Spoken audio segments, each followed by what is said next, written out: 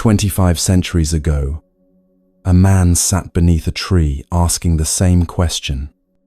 Prince Siddhartha had spent years searching for answers to human suffering.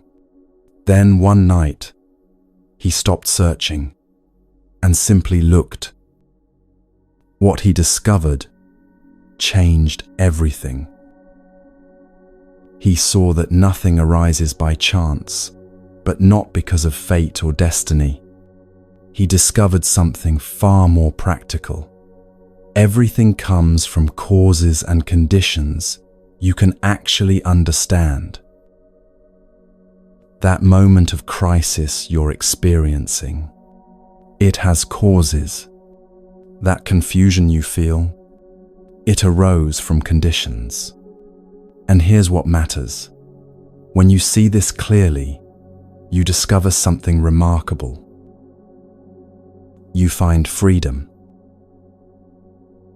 Over the next few hours, we're going to explore this ancient wisdom together, not as philosophy, but as something you can feel in your own life right now. If it feels right, find somewhere comfortable to settle in, somewhere you can simply be still and listen. This is your time.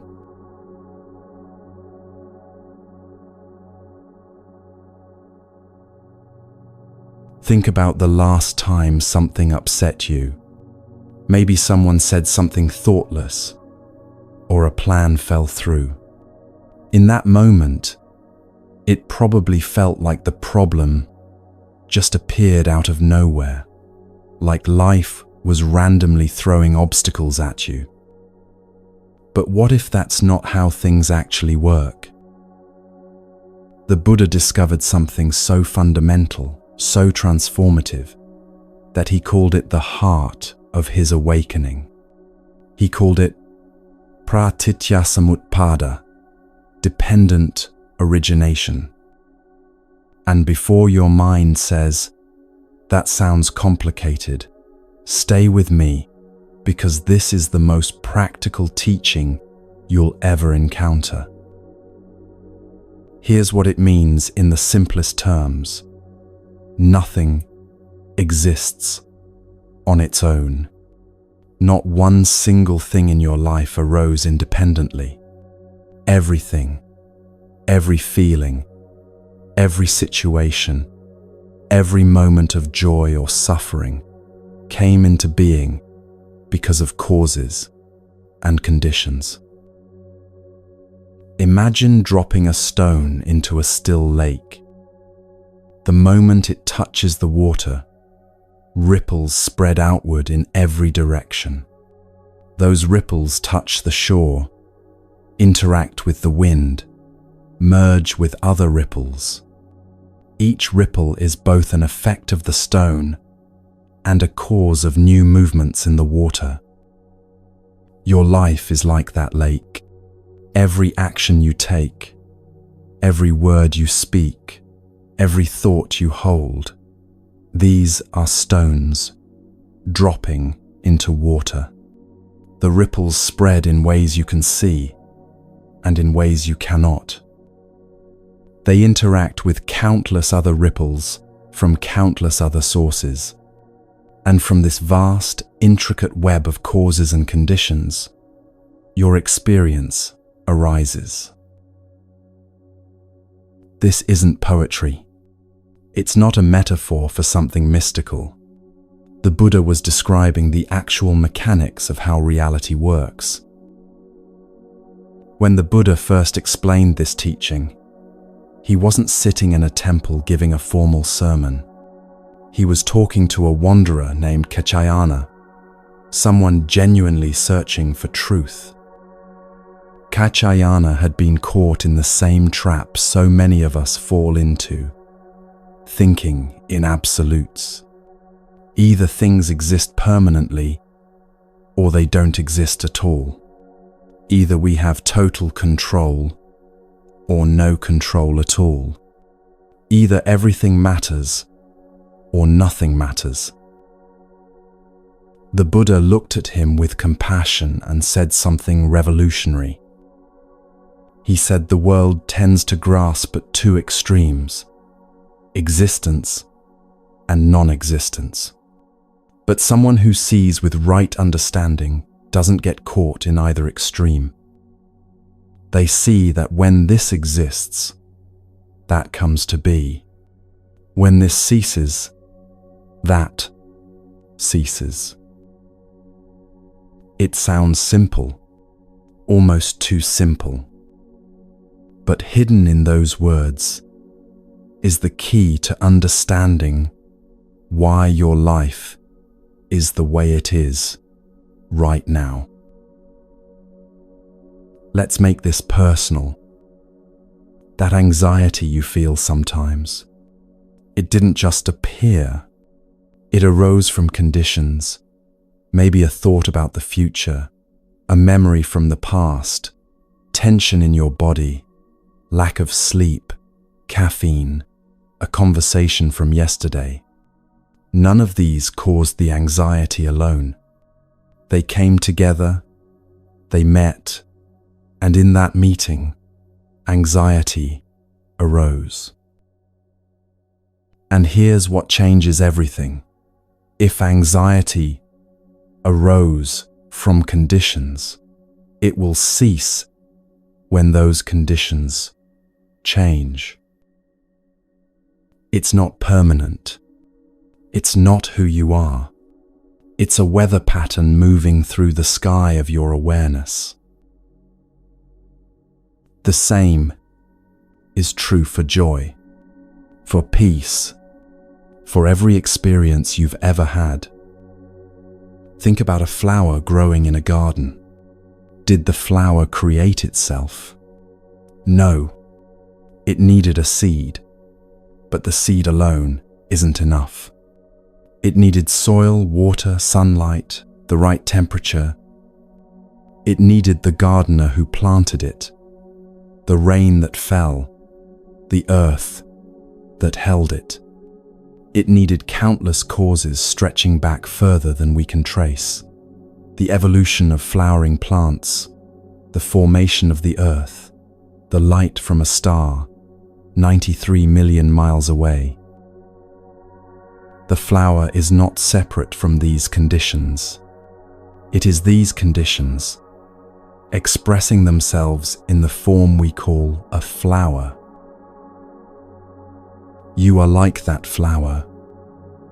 Everything you think of as you, your personality, your reactions, your fears and hopes, arose from conditions.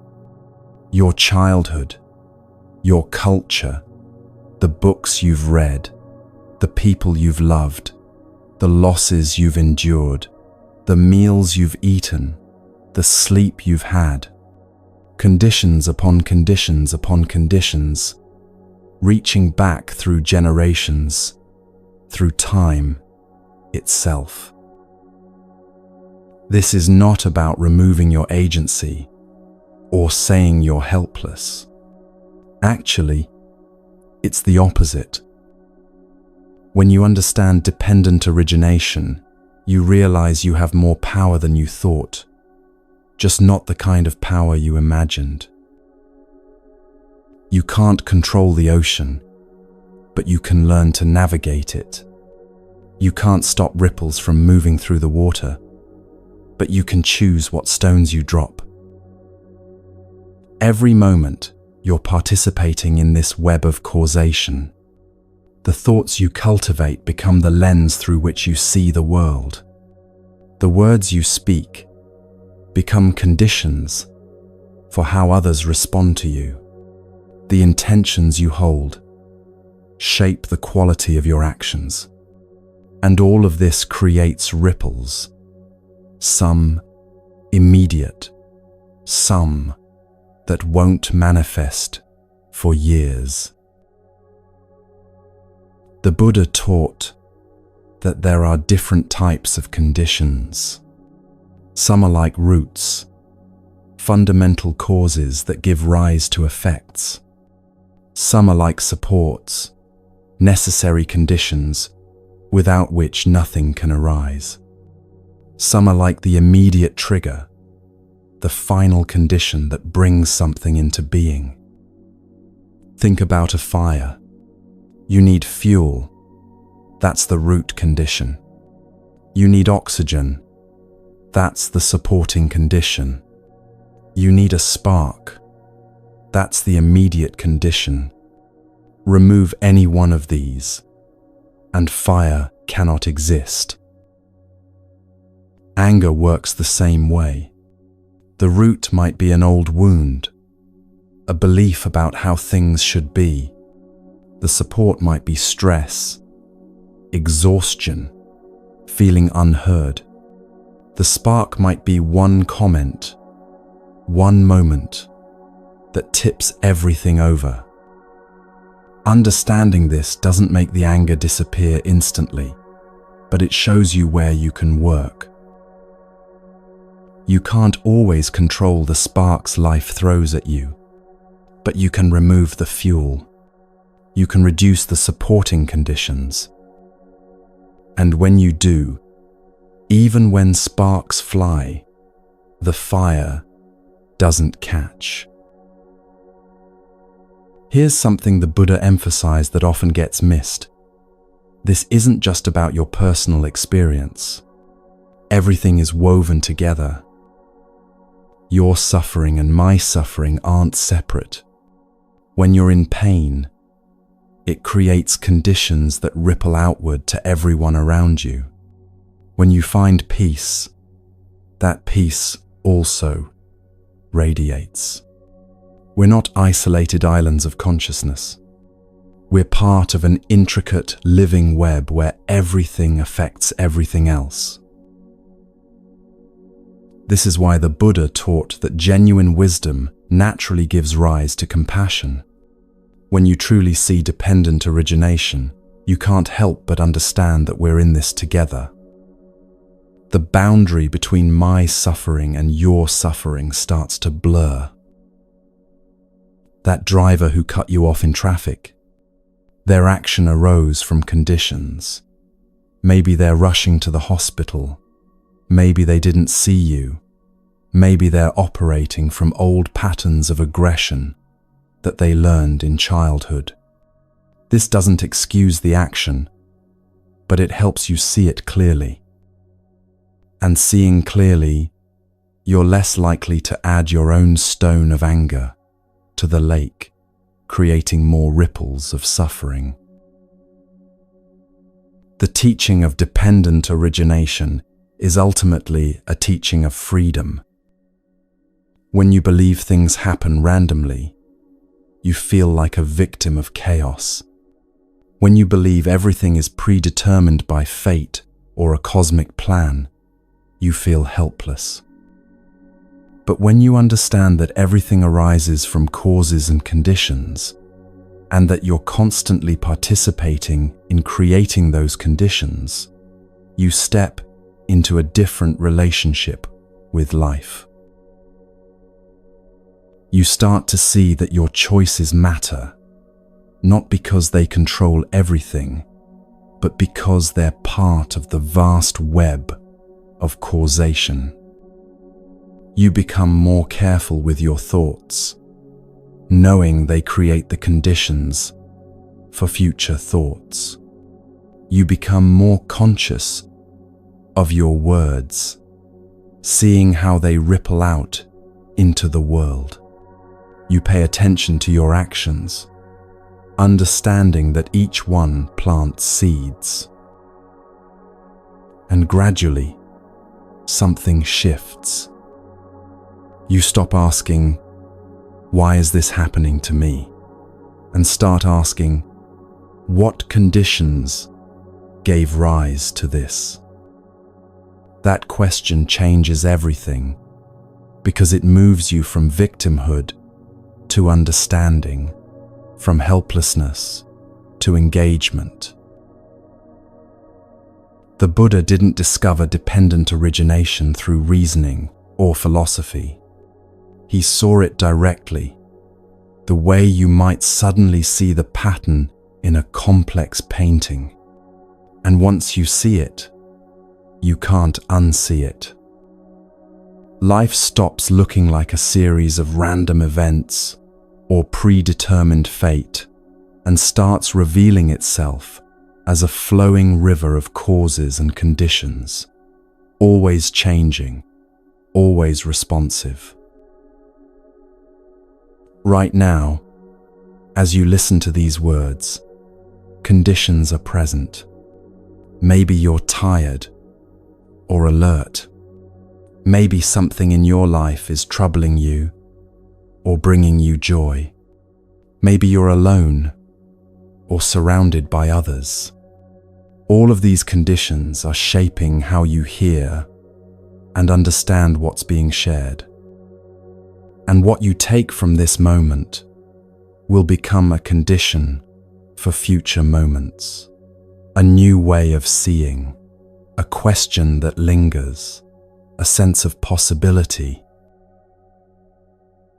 You are not separate from this vast web of causes and conditions. You are one of its expressions, just as a wave is an expression of the ocean.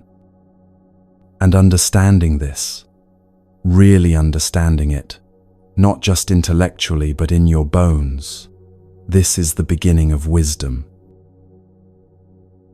Because when you see how everything arises together, you also begin to see how suffering arises. And that's where we're going next.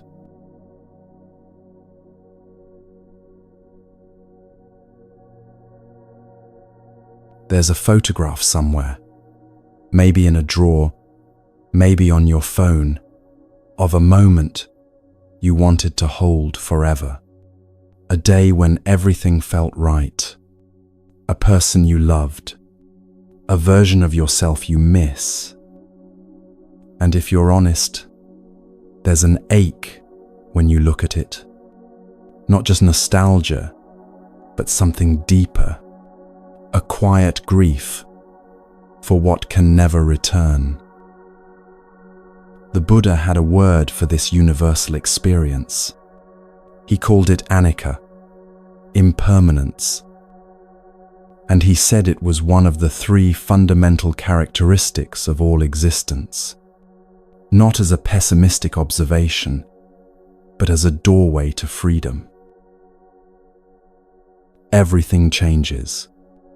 Everything. Your body is changing right now as you listen. Cells dying, new ones forming. Your breath moving in and out, never the same breath twice. Your thoughts arising and dissolving like clouds in a vast sky. The relationships you treasure, the plans you've made, the person you think you are, all of it flowing, shifting, transforming moment by moment. This isn't meant to frighten you. The Buddha wasn't trying to make life feel meaningless or bleak. He was pointing to something we spend enormous energy trying to deny. And that denial is what causes us to suffer. The Buddha used a metaphor that's been repeated for 25 centuries because it captures something so essential. He said you cannot step into the same river twice. Think about that. A river looks like a single solid thing. You can point to it, name it, say, that's the Mississippi, or that's the Mekong. But actually, a river is just water flowing. The water that was there a moment ago has already moved downstream. New water has taken its place. The river is never the same river, even though we call it by the same name. You are like that river. The person you were 10 years ago, are they still here? The cells of your body have replaced themselves. Your thoughts are different. Your beliefs have shifted. Your experiences have shaped you into someone new. And yet we say, I am the same person. We create a sense of solid, unchanging self, where actually there's just flow. This isn't philosophy. This is direct observation of reality. The problem isn't that things change. Change is simply the nature of reality. The problem is that we want things to stay the same. We grasp at moments, trying to freeze them. We cling to people, terrified of losing them. We hold tight to ideas about how life should be, and when reality refuses to cooperate, we suffer. The Buddha taught that this clinging, this thirst for permanence, in a world of impermanence, is the root of dukkha, of suffering. It's like trying to hold water in your fist. The tighter you squeeze, the more it slips away. The harder you grasp, the more you suffer. There's a story the Buddha's monks told about a young mother named Kisa Gotami. She lived in a small village, and her baby son was the light of her life. She poured everything into caring for him, all her love, all her hope, all her dreams for the future. Then one day, her son became ill, and within hours, he died in her arms. Kisa Gotami couldn't accept it. She refused to believe her child was gone. She carried his small body through the village, going door to door, begging for medicine that could bring him back to life. People looked at her with pity and sorrow, but no one could help. Finally, someone said, "There's a teacher, the Buddha. Perhaps he can help you." So Kisa Gotami went to the Buddha, still holding her dead child. She fell at his feet and pleaded, "Please, give me medicine to cure my son." The Buddha looked at her with infinite compassion. He didn't tell her that her son was dead. He didn't lecture her about acceptance. Instead, he said gently, "I can help you. But first, you must bring me a handful of mustard seeds. They must come from a household where no one has ever died." Kisa Gotami felt a surge of hope. This seemed like a simple task. She went from house to house, asking for mustard seeds. At the first house, they offered her seeds immediately. "But," she asked, "has anyone in your family ever died?" "Oh yes," they said sadly. "We lost our grandmother last year." She moved to the next house, and the next. Everywhere she went, people were willing to give her mustard seeds. But in every single household, someone had died. A father, a sister, a child, a beloved friend. As the sun set, Kisa Gotami finally understood. She found a quiet place and laid her son to rest. Then she returned to the Buddha, and this time, her eyes were different. The wild desperation was gone, replaced by a deep, quiet understanding.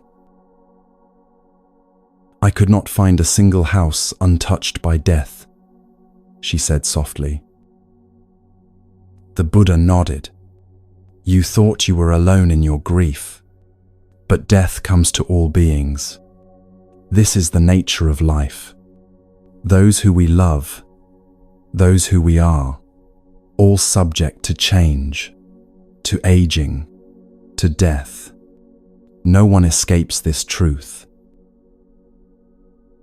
And right there, in the midst of her profound loss, Kisa Gotami found something unexpected. Not the removal of her grief, but a kind of peace within it. An understanding that her suffering was not a personal punishment, but a shared human experience. She became one of the Buddha's followers, and it's said she eventually reached deep liberation. Now, here's what most people misunderstand about impermanence. They think the Buddha was teaching us to expect loss, to brace ourselves for inevitable disappointment, to somehow become cold or detached from life. But that's not it at all. Understanding impermanence isn't about caring less. It's about being fully present with what is here, right now, precisely because it won't last forever.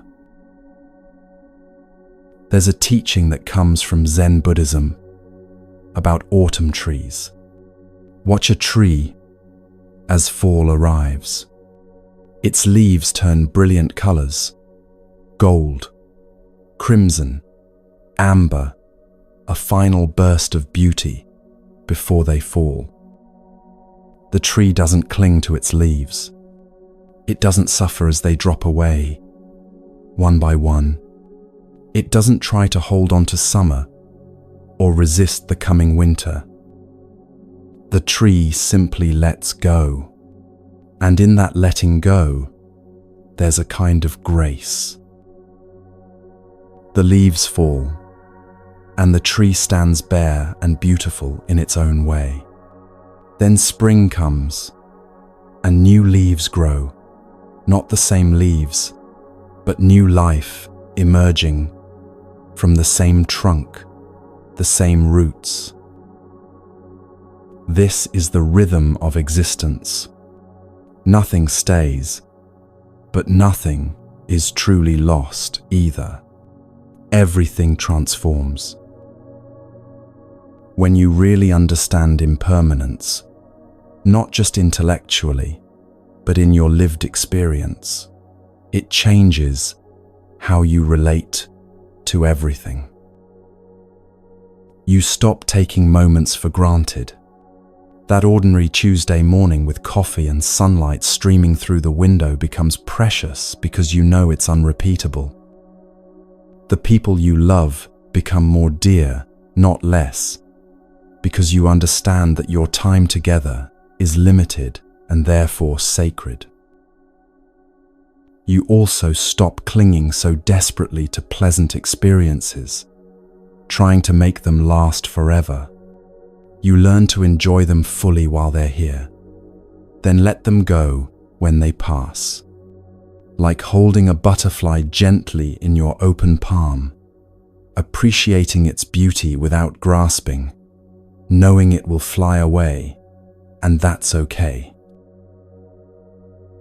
And perhaps most importantly, you develop a different relationship with difficult times. When you're going through something painful, impermanence becomes a refuge. This too will change. This too will pass. Not because you're bypassing the pain or pretending it doesn't matter, but because you understand that it's not permanent, not solid, not the final word on who you are or what your life means. The Buddha taught that there are 3 characteristics that mark all of existence. Impermanence is the first. Everything that arises will cease. Everything that comes together will fall apart. Every beginning contains an ending. This isn't pessimism, it's liberation. Because if everything is impermanent, then your suffering is impermanent too. Your fear is impermanent. Your confusion, your pain, your sense of being stuck all of it subject to change.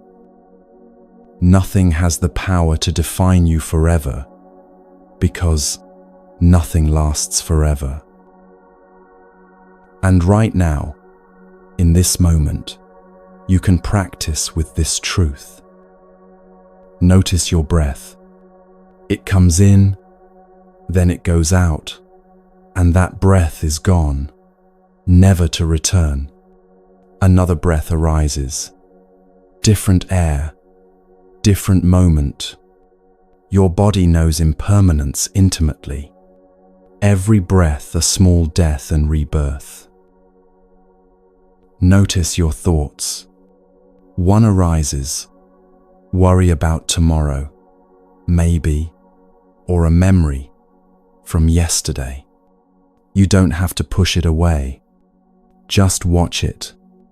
It appeared from nowhere, and if you don't feed it with attention, it dissolves back into nowhere.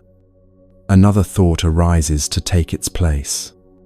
Thoughts like weather patterns, constantly moving through the sky of awareness. Even this moment of listening, it's already gone. The words you heard 10 seconds ago have vanished. New words are arriving.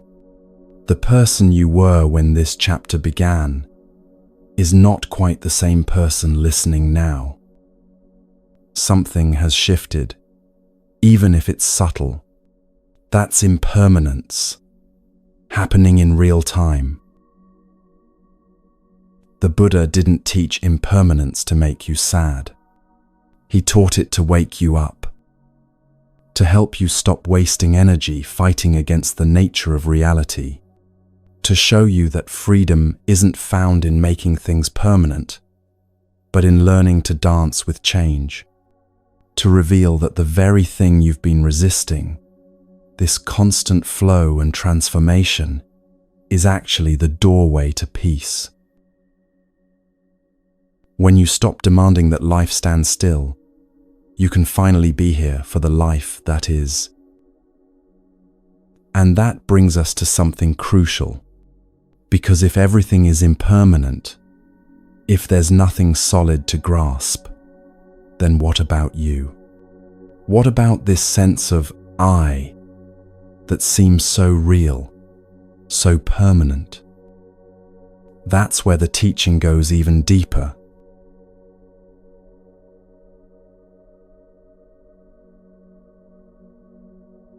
Have you ever watched someone who seems to get away with everything? They lie, they manipulate, they hurt others, and somehow they seem to thrive. Meanwhile, you try to do the right thing, and life feels like an uphill struggle. It's enough to make you wonder if any of it matters. This is where karma gets misunderstood more than almost any other Buddhist teaching. We've turned it into cosmic scorekeeping, a universe that rewards good people and punishes bad ones. We say things like, karma will get them, or that's bad karma, as if there's some invisible judge keeping tabs.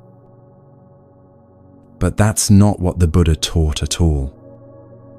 The word karma simply means action. More specifically, it means intentional action. The Buddha used the Pali word cetana, intention, volition, the mental impulse behind what you do. And he said something revolutionary. It's not the action itself that creates karma. It's the intention behind it. This changes everything. Two people can do the exact same thing, say the same words, perform the same gesture, and create completely different karma because their intentions are different. One person helps someone because they genuinely care. Another helps because they want something in return, or to look good, or out of guilt. The external action looks identical. The karmic result is entirely different. The Buddha taught that karma operates through three channels: body, speech, and mind. And of these three, mind is primary because every action of body and speech begins with a mental intention.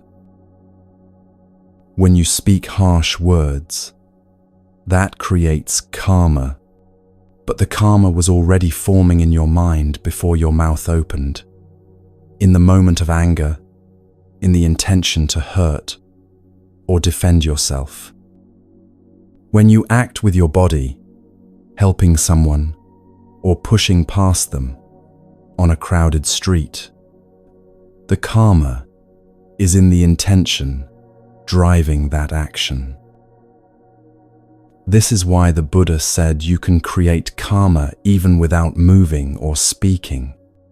A thought of genuine compassion creates karma. A moment of hatred, even if you never act on it, creates karma. The mind is where everything begins. There's a story that doesn't get told as often, but it captures this perfectly. During the Buddha's time, there was a grand ceremony at a temple. Wealthy merchants and nobles came, each trying to outdo the other with their offerings. They brought elaborate lamps made of gold and silver, filled with the finest oils, burning with tall, impressive flames. Each donor announced their gift loudly, making sure everyone saw their generosity. As the evening went on, a poor woman arrived. She had almost nothing. She'd spent her last coins on a single small lamp, simple clay, filled with just enough oil to burn. She felt embarrassed by how humble her offering was compared to the magnificent lamps surrounding the Buddha. But she approached anyway, placed her small lamp among the hundreds of others, and bowed deeply. As she did, her heart filled with pure devotion. She wasn't thinking about being seen or praised. She wasn't comparing herself to others. She was simply offering what she had with complete sincerity, wishing that all beings could find the light of wisdom. The ceremony ended, and everyone went home. The next morning, the monks came to clear away the lamps. One by one, all the elaborate, expensive lamps had burned out during the night. But there, still burning bright and steady, was the poor woman's single, small lamp. The Buddha smiled when he heard this. He explained to his disciples that the size of the offering meant nothing. What mattered was the purity of intention. The wealthy donors had given from ego, from desire for recognition. The poor woman had given from genuine devotion. Her small lamp carried more merit than all the golden ones combined. This is karma, not some cosmic calculator, measuring the dollar value of your good deeds, not a system of punishment and reward, but the natural consequence of intention meeting action. Think about it in your own life. When you help someone because you genuinely want to ease their burden, how does that feel in your body? There's a kind of warmth, an opening, even if the person never thanks you, even if no one sees what you did. Something in you feels more spacious, more at peace. That's karma creating its result in real time. But when you help someone while resenting it, or because you feel obligated, or because you want them to owe you, even though you're doing a good deed, notice what happens inside you. There's tension, maybe irritation, a sense of burden.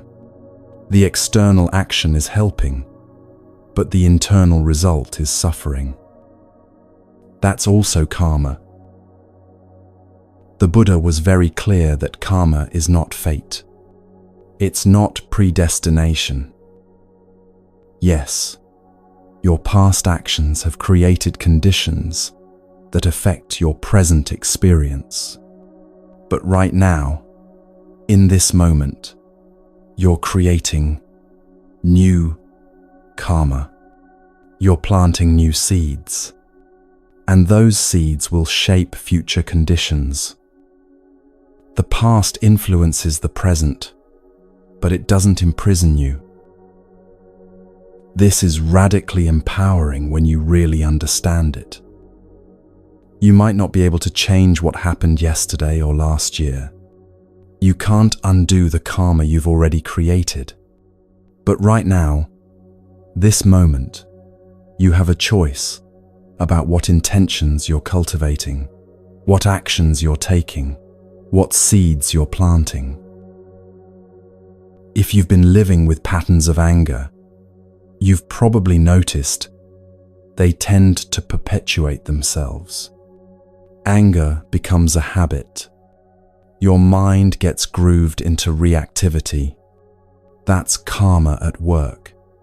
Each moment of anger makes the next moment of anger more likely. But it's not locked in. The moment you recognize what's happening and choose differently, even if just once, you're creating a new condition, a new possibility. The same is true for any pattern in your life. Why do you keep finding yourself in similar situations? Similar relationships that end the same way? Similar problems at work? It's not because the universe is conspiring against you or because you're cursed. It's because you're carrying habitual intentions, habitual ways of responding that keep creating similar conditions. The Buddha called these sankhara, mental formations, habitual patterns that shape how you perceive and respond to life. They're like grooves in a path that water naturally flows into. The more times water flows that way, the deeper the groove becomes. But you can create new grooves. You can redirect the flow. This is why the Buddha emphasized present moment awareness so strongly, because right now is where karma is being created. Not in the past, which is already gone. Not in the future, which doesn't exist yet. But here, in this immediate moment, in the quality of your intention and attention. When you're aware, really aware, of what's happening in your mind, you gain the ability to choose your response rather than just reacting automatically. You see the impulse of anger arise, and instead of instantly speaking from it, there's a gap, a space where wisdom can operate. That gap is where freedom lives. It's important to understand that karma isn't always immediate. Some seeds sprout quickly. Some take years, even lifetimes according to Buddhist teaching. This is why things can seem unfair in the short term, why people who cause harm might appear to prosper, while good people struggle. But the Buddha taught that karma ripens in its own time, according to conditions. You don't need to worry about tracking it all, keeping score, or trying to calculate the karmic math of your life.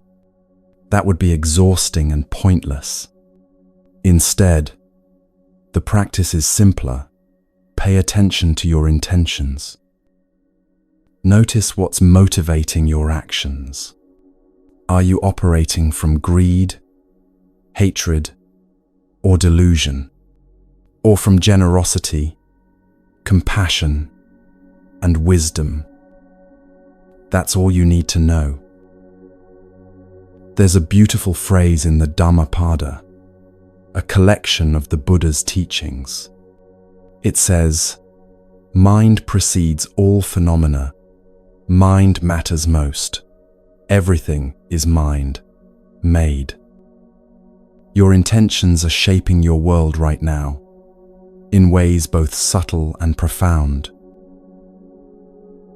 Take a moment. Just pause with me here. Notice one intention you're holding right now. It might be as simple as the intention to understand, or the intention to find peace, or maybe there's frustration, or hope, or tiredness. Just notice it. Don't judge it. Don't try to change it. Just see it clearly. That intention, whatever it is karma in formation. It's creating conditions for the next moment, and the moment after that. And here's the profound part. Simply by seeing it clearly, you've already changed it. Awareness itself transforms karma. The Buddha taught that understanding karma doesn't mean becoming hypervigilant or paranoid about every thought and action. It's not about perfect behavior or never making mistakes. It's about developing a quality of consciousness where you're increasingly aware of the intentions behind your actions and increasingly able to align those intentions with what's wholesome, what leads to less suffering for yourself and others. This is practical wisdom for daily life. It means the next time you're about to speak, pause for just a breath and check your intention. Are you speaking to be right or to be helpful? Are you acting from fear or from clarity? Are you grasping or offering? These small moments of checking in, they're not small at all. They're how you gradually redirect the entire trajectory of your life. And the beautiful thing about karma is that it's never too late. No matter what you've done in the past, no matter what patterns you've created, this moment is fresh. This moment offers a new choice. The seeds you plant right now will grow. What do you want to cultivate? Because karma isn't fate, it's possibility. It's the law that says your choices matter, your intentions have power, and change is always available. Not someday, not after you fix everything else, but now, in the quality of awareness you bring to this present moment. And speaking of this moment, there's something else the Buddha saw with perfect clarity, something about the nature of the one who's making all these choices, having all these intentions, something that, when you see it, transforms everything.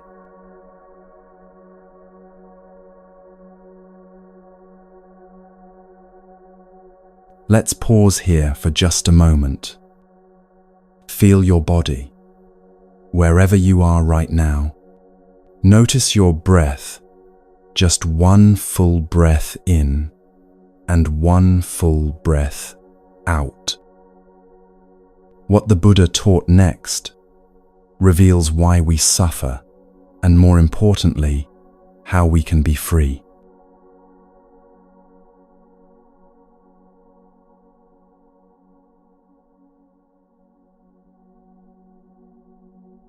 There's a particular kind of pain that has nothing to do with physical injury.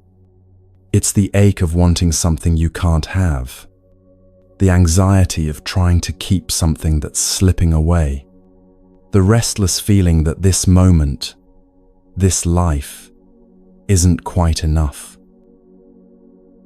The Buddha had a word for this. He called it tanha, often translated as craving or thirst. And he identified it as the root cause of human suffering. This is the second noble truth, and it's worth understanding deeply because it's both the diagnosis of our pain and the pointer toward freedom. Tanha isn't just wanting things.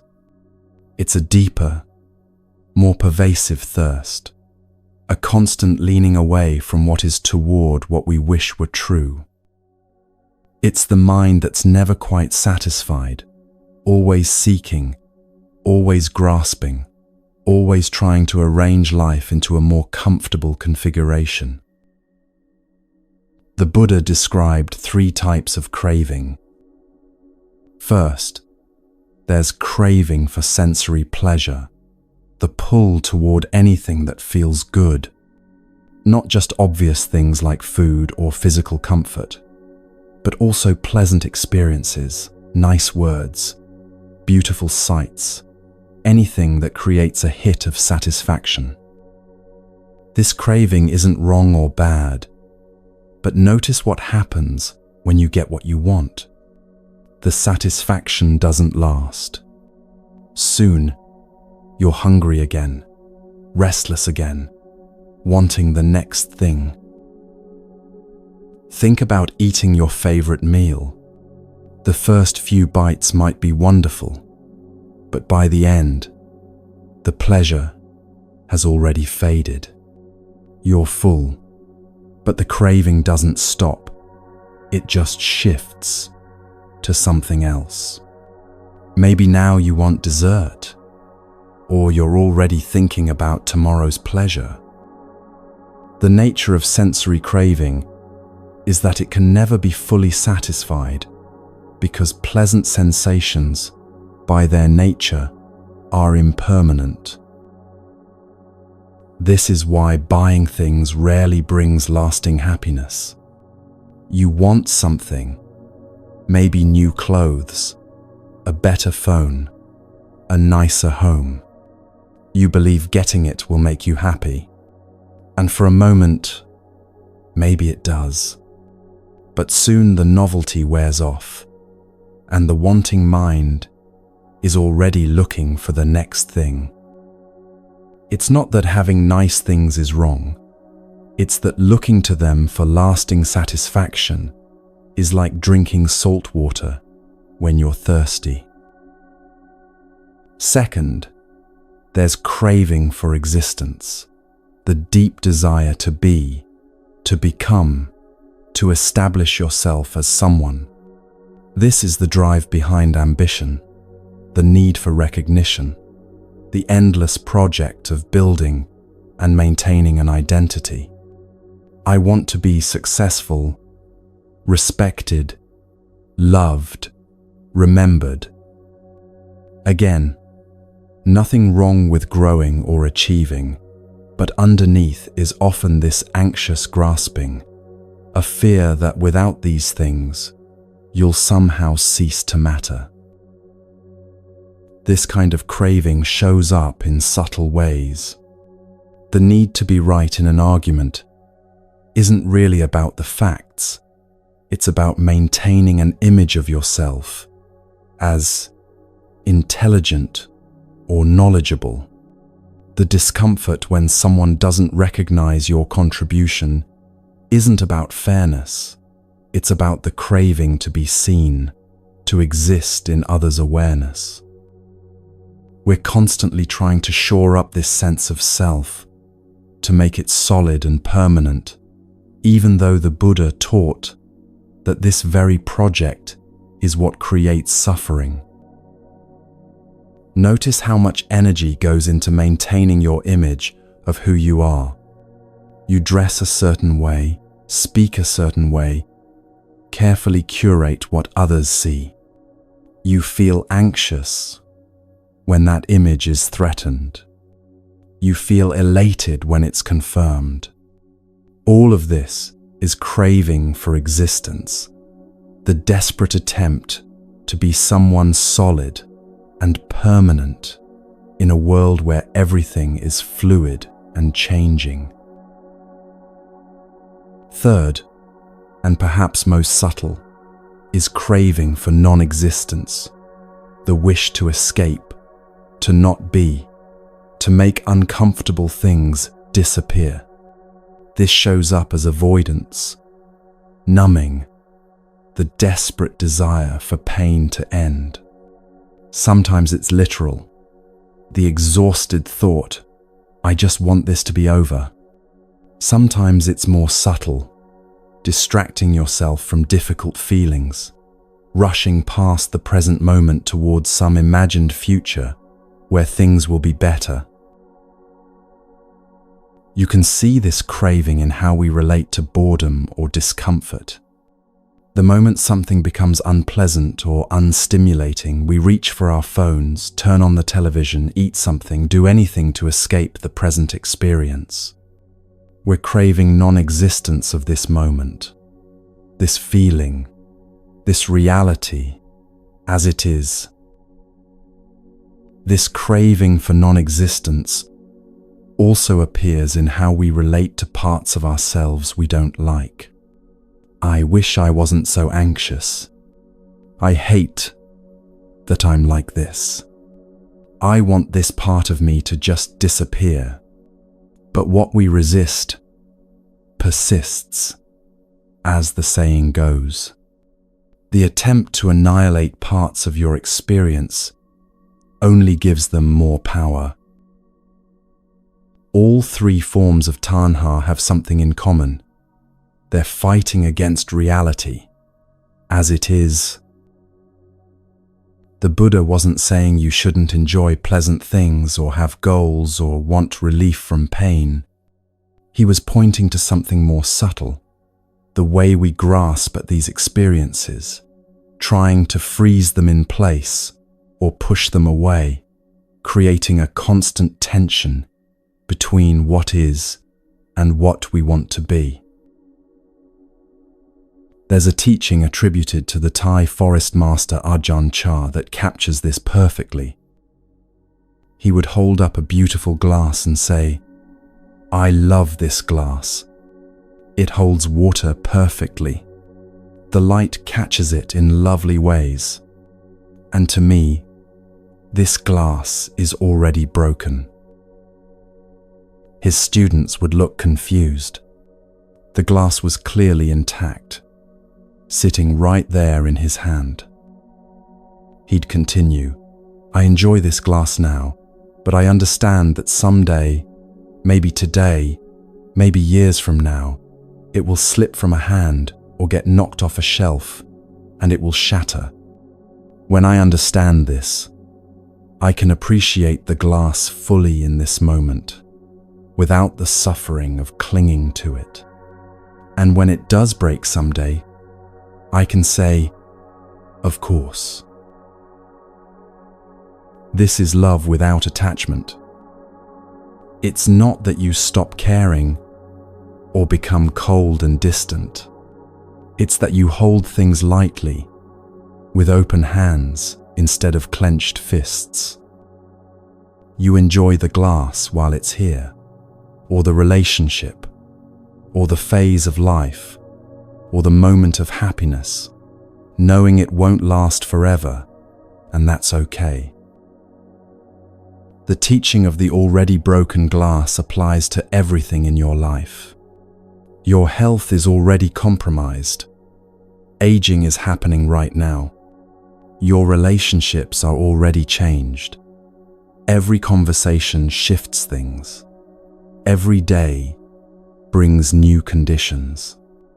Even your sense of self is already dissolving and reforming moment by moment.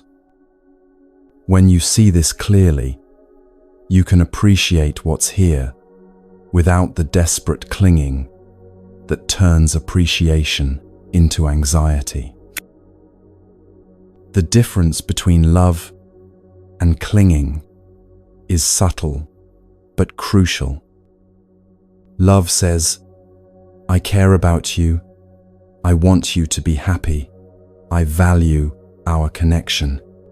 Clinging says, I need you to stay exactly as you are forever, because without you, I'll fall apart. Love has space in it, room to breathe. Clinging is tight, anxious, controlling. You can feel the difference in your body. When you're with someone you love without attachment, there's ease, openness, appreciation.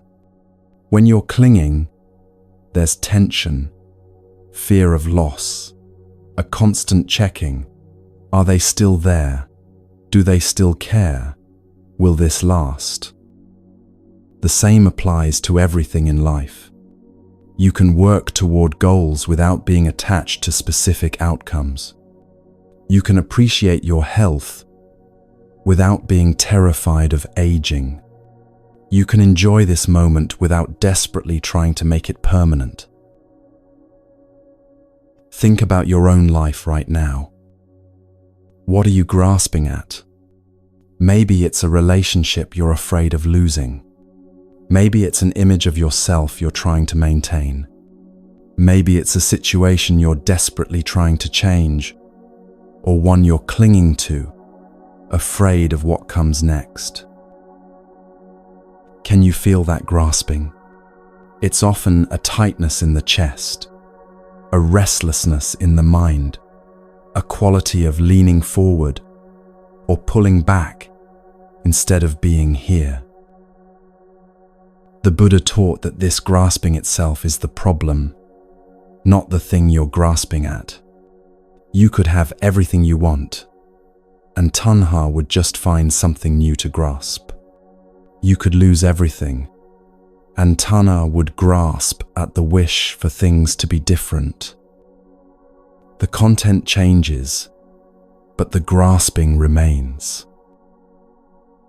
This is why trying to arrange your external circumstances perfectly will never bring lasting peace.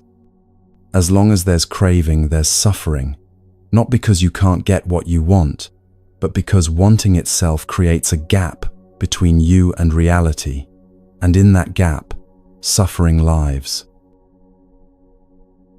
But here's the profound part. Craving is not who you are. It's a habit, a pattern that arose from conditions. And like all conditioned things, it can be seen, understood, and released.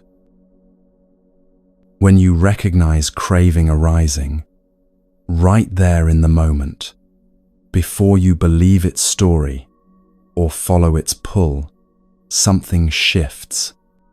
There's a space between the craving and your response to it. In that space, freedom is possible.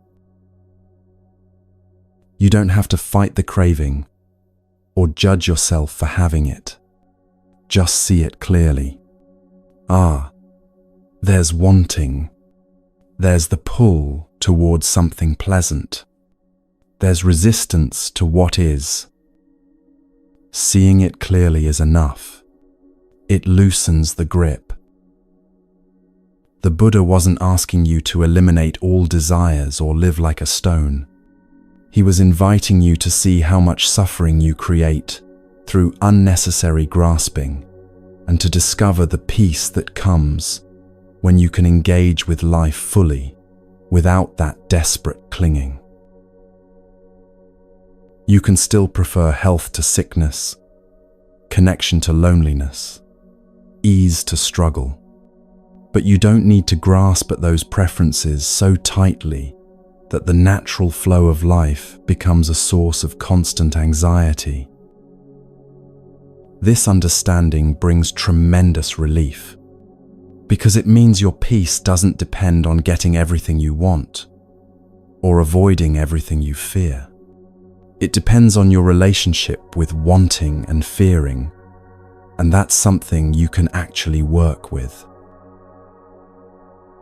And this brings us to something even more fundamental, because if craving is the root of suffering, we need to understand suffering itself more deeply.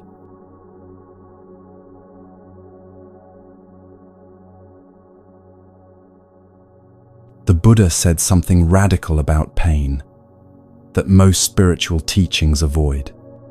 He didn't promise to remove it.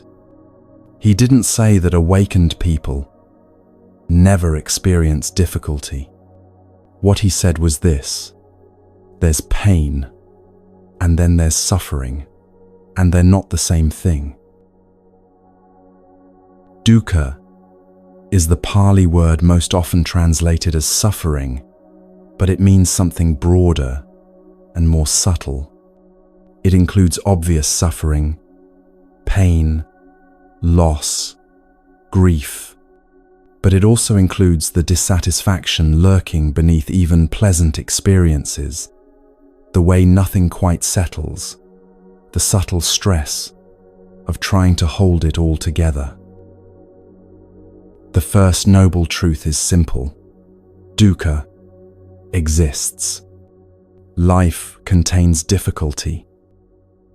Your body ages, gets sick, eventually dies. You lose people you love. Things don't go as planned. Even joyful moments carry a whisper of impermanence, the knowledge that they won't last. This isn't pessimism, it's honesty.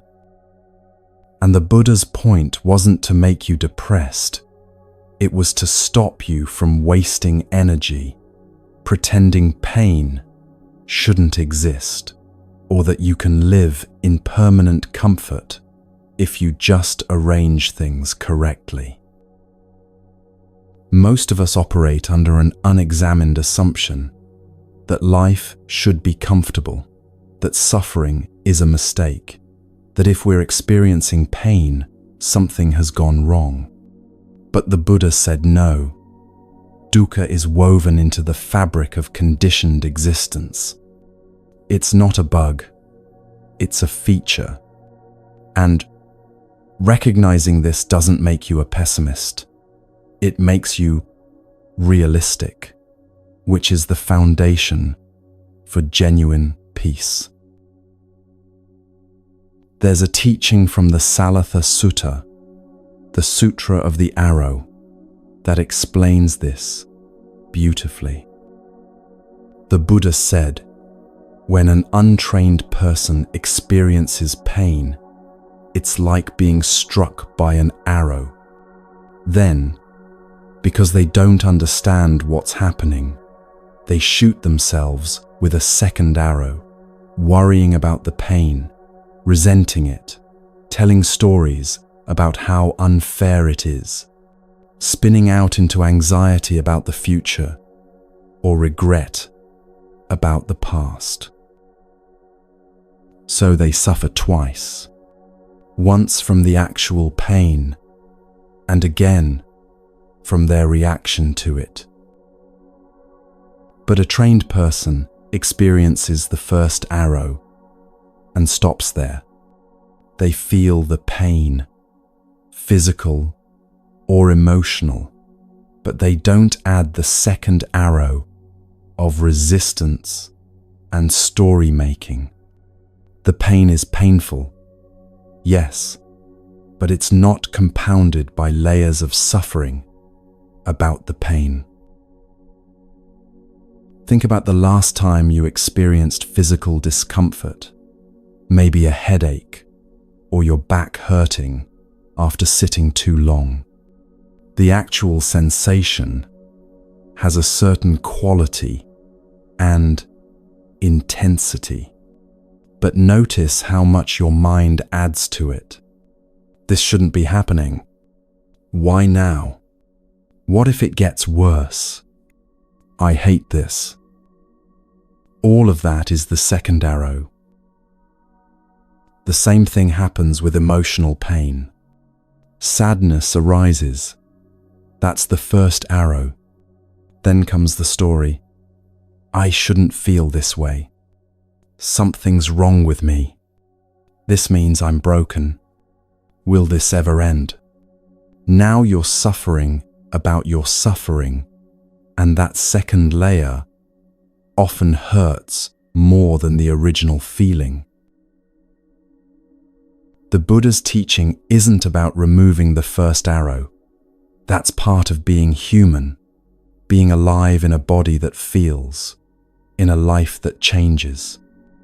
The teaching is about not shooting yourself with the second arrow. And here's where it gets really interesting. He taught that suffering has a purpose, not in some cosmic everything happens for a reason sense, but in a very practical way. It wakes you up. When life is comfortable, when everything's going smoothly, it's easy to drift along on autopilot, not questioning anything, not looking deeply at how you're living. But when something hurts, when something breaks, when you come face to face with dukkha, suddenly you're paying attention. Suddenly you're motivated to understand what's actually going on. The Buddha himself is proof of this. He was a prince, living in luxury, protected from all difficulty. But that comfort kept him asleep to reality. Only when he encountered sickness, aging, and death, only when he faced dukkha directly, did his spiritual journey begin. Suffering was the catalyst for his awakening. There's a Zen teaching about a butterfly struggling to emerge from its cocoon. Someone watching felt compassion for the butterfly's struggle and decided to help by carefully cutting open the cocoon. The butterfly emerged easily, but its wings were shriveled and weak. It never learned to fly. The struggle of pushing through the cocoon is what forces fluid into the butterfly's wings, giving them the strength they need. Without that difficulty, without that necessary struggle, the butterfly can't become what it's meant to be. Your difficulties work the same way. Not every struggle is necessary. The Buddha wasn't glorifying pain, but the struggles you do face, especially the ones you can't avoid, have the potential to strengthen something in you that comfort never could. Every time you face difficulty without collapsing or running away, you're building capacity. You're learning that you can hold discomfort without it destroying you. You're discovering resources you didn't know you had. You're developing the kind of wisdom that only comes through direct experience. The Buddha taught that dukkha has 3 distinct forms, and understanding all 3 is crucial. First is dukkha, ordinary suffering. This is pain, loss, grief, the obvious forms of dukkha that everyone recognizes. A toothache, the death of someone you love, physical illness, emotional anguish. This is the first arrow we've been talking about. the unavoidable pain that comes with having a body and heart. Second is viparinama dukkha, the suffering of change. Even pleasant things don't last, and their impermanence creates a subtle dissatisfaction. You finally get what you want, and either it doesn't satisfy you the way you hoped, or you immediately fear losing it. A beautiful sunset is tinged with the knowledge it's already fading. A moment of joy carries within it the seeds of its own ending. This isn't about being negative. It's about seeing clearly that pleasure based on impermanent conditions can never provide lasting satisfaction. Think about falling in love. In the beginning, everything feels perfect, transcendent, but beneath the joy, there's often a subtle anxiety. Will this last? What if they change? What if I lose them? That anxiety is viparinama dukkha, the suffering inherent in knowing that all conditioned things must change. Third is sankhara dukkha, the suffering inherent in conditioned existence itself. This is the most subtle and the most profound. Everything that arises from causes and conditions carries a fundamental unsatisfactoriness because it's impermanent and not truly under your control. Even neutral experiences, even moments where nothing seems particularly wrong, carry this quality of incompleteness, of not being quite enough. The Buddha didn't promise enlightenment would mean you'd never feel pain again. He promised you'd understand it differently. You'd see it as it is, a changing condition, not a solid truth about your life. You'd stop taking it personally, stop building an identity around it, stop letting it define you. There's a difference between I am suffering and suffering is present. The first makes suffering into your identity, something solid and permanent. The second recognizes it as a temporary visitor, a weather pattern passing through. When you're in the middle of something difficult right now, and maybe you are, this might seem like empty philosophy, but stay with it. Can you feel the difference between the actual sensation or emotion and all the thoughts you're adding to it? Can you locate the first arrow separate from the second? Understanding this doesn't make you immune to pain, but it transforms your relationship with it. Instead of seeing difficulty as evidence that something's wrong with you or your life, you see it as part of the natural flow of existence. Everyone experiences this. It's not personal. And when pain isn't personal, when it's not a problem that needs to be fixed before you can be okay, something remarkable happens. The pain is still painful, but there's space around it, room to breathe. And in that space, you discover you're larger than any pain you're experiencing. The refining fire of dukkha burns away what's false, the stories, the identities, the certainties you thought you needed. What remains is more real, more resilient, more free. Think of it like this. Gold becomes pure through fire. The heat doesn't destroy the gold. It burns away the impurities, revealing what was always there beneath. Dukkha works the same way in your life. It strips away what isn't essential, what isn't real, leaving only what's true. But this doesn't mean you should seek out suffering or celebrate it when it comes. The Buddha's path is about balance, which brings us to perhaps his most essential teaching.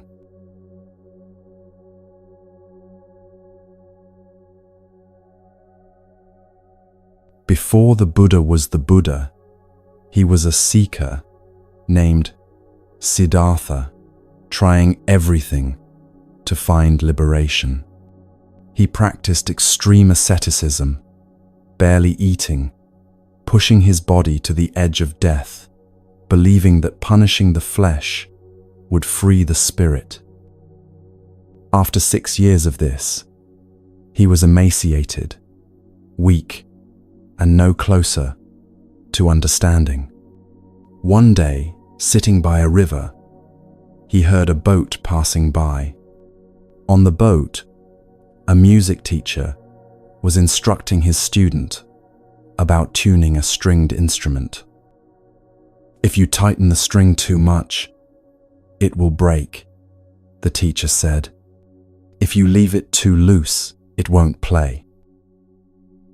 Something clicked for Siddhartha.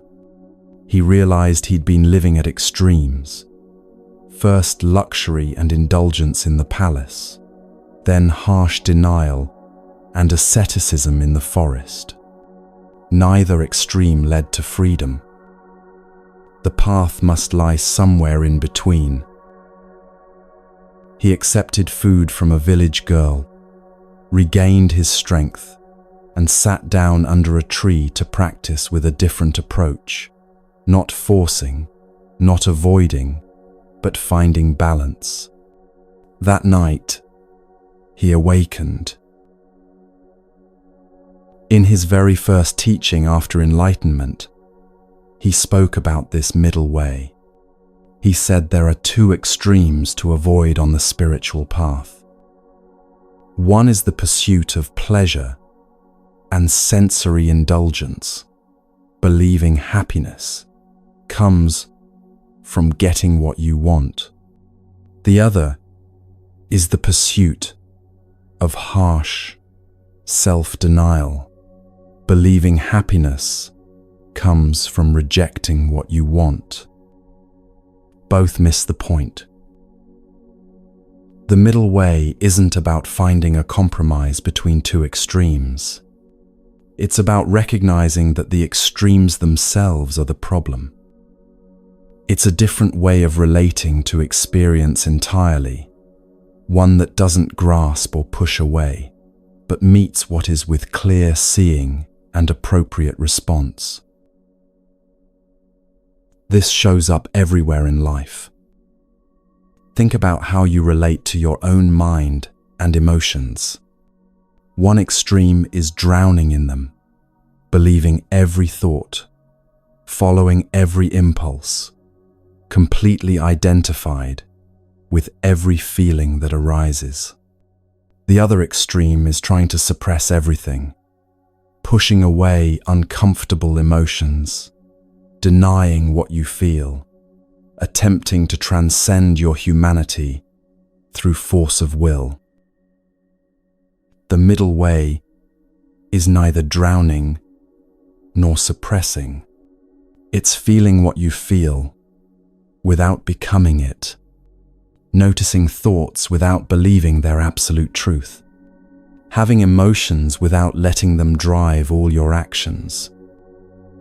There's space in the middle, room to be fully human and fully aware at the same time. There's a Zen story about a monk who lived near the ocean. One day, watching swimmers struggle against the waves, he noticed something. Those who fought the waves exhausted themselves and barely moved forward.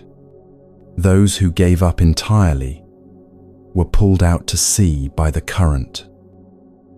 But those who understood the water, who moved with some waves, dove under others, used the current's power while maintaining direction, They moved through the water with grace.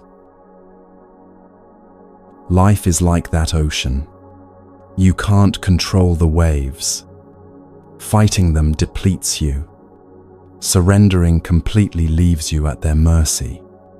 But there's a third option: learning to work with what comes, responding skillfully, finding your way through without exhausting yourself in resistance or losing yourself in passivity. The middle way requires discernment, knowing when to act and when to accept. Sometimes the wise response is to change what you can. Sometimes it's to accept what you cannot change. The art is distinguishing between them. And that distinction isn't always obvious or simple. There's wisdom in the prayer. Grant me the serenity to accept the things I cannot change, the courage to change the things I can, and the wisdom to know the difference. That wisdom, knowing the difference, is what the middle way cultivates. The Buddha taught something called right effort as part of the Eightfold Path. Right effort doesn't mean trying hard all the time or pushing through everything with willpower. It means applying energy appropriately. Sometimes that's vigorous action. Sometimes it's gentle patience. Sometimes it's simply not interfering with what's naturally unfolding. Right effort has 4 aspects in Buddhist teaching. First, the effort to prevent unwholesome states that haven't yet arisen. This isn't about suppression. It's about creating conditions that don't feed greed, hatred, or delusion. Second, the effort to abandon unwholesome states that have already arisen. Again, not through force, but through understanding and letting go. Third, the effort to cultivate wholesome states that haven't yet arisen, deliberately nurturing qualities like compassion, mindfulness, and wisdom. Fourth, the effort to maintain and strengthen wholesome states that are already present. Think about trying to heal from an injury. Too much rest and your muscles atrophy. Too much activity and you re-injure yourself. Healing requires finding that middle place. Enough rest to recover. Enough movement to maintain strength. Sensing day by day what's needed. Emotional and spiritual healing work the same way. You can't force yourself to let go of grief or pain, but you also can't just wallow in it indefinitely. There's a middle way of feeling what needs to be felt, while also engaging with life, honoring your pain while not letting it become your entire identity. The middle way isn't passive or neutral. It's actually quite dynamic. It's constantly adjusting, constantly responding to changing conditions. Like riding a bicycle, you're always making small corrections to stay balanced, never perfectly still, but never falling over either. In meditation practice, you see this clearly. If you try too hard to concentrate, you create tension, and the mind rebels.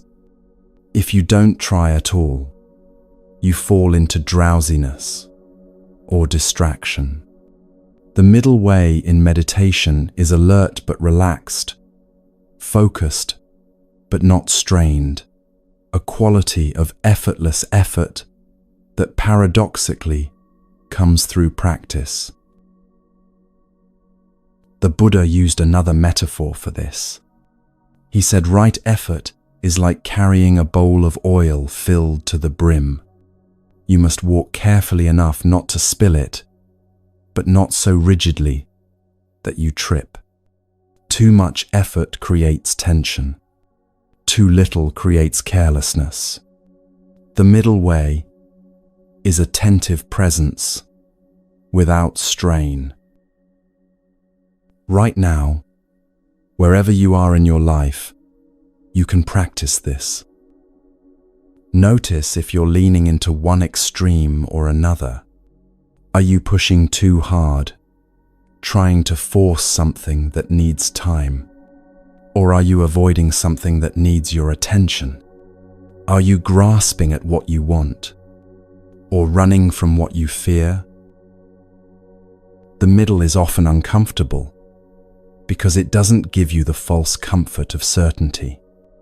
Grasping feels like doing something. Avoiding feels like protecting yourself.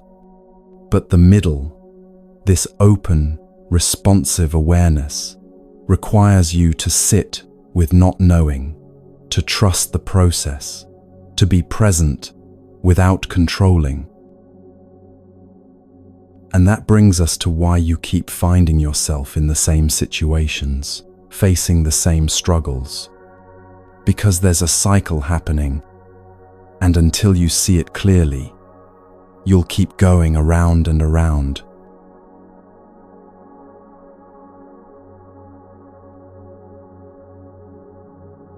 Have you noticed how the same problems keep showing up in different forms?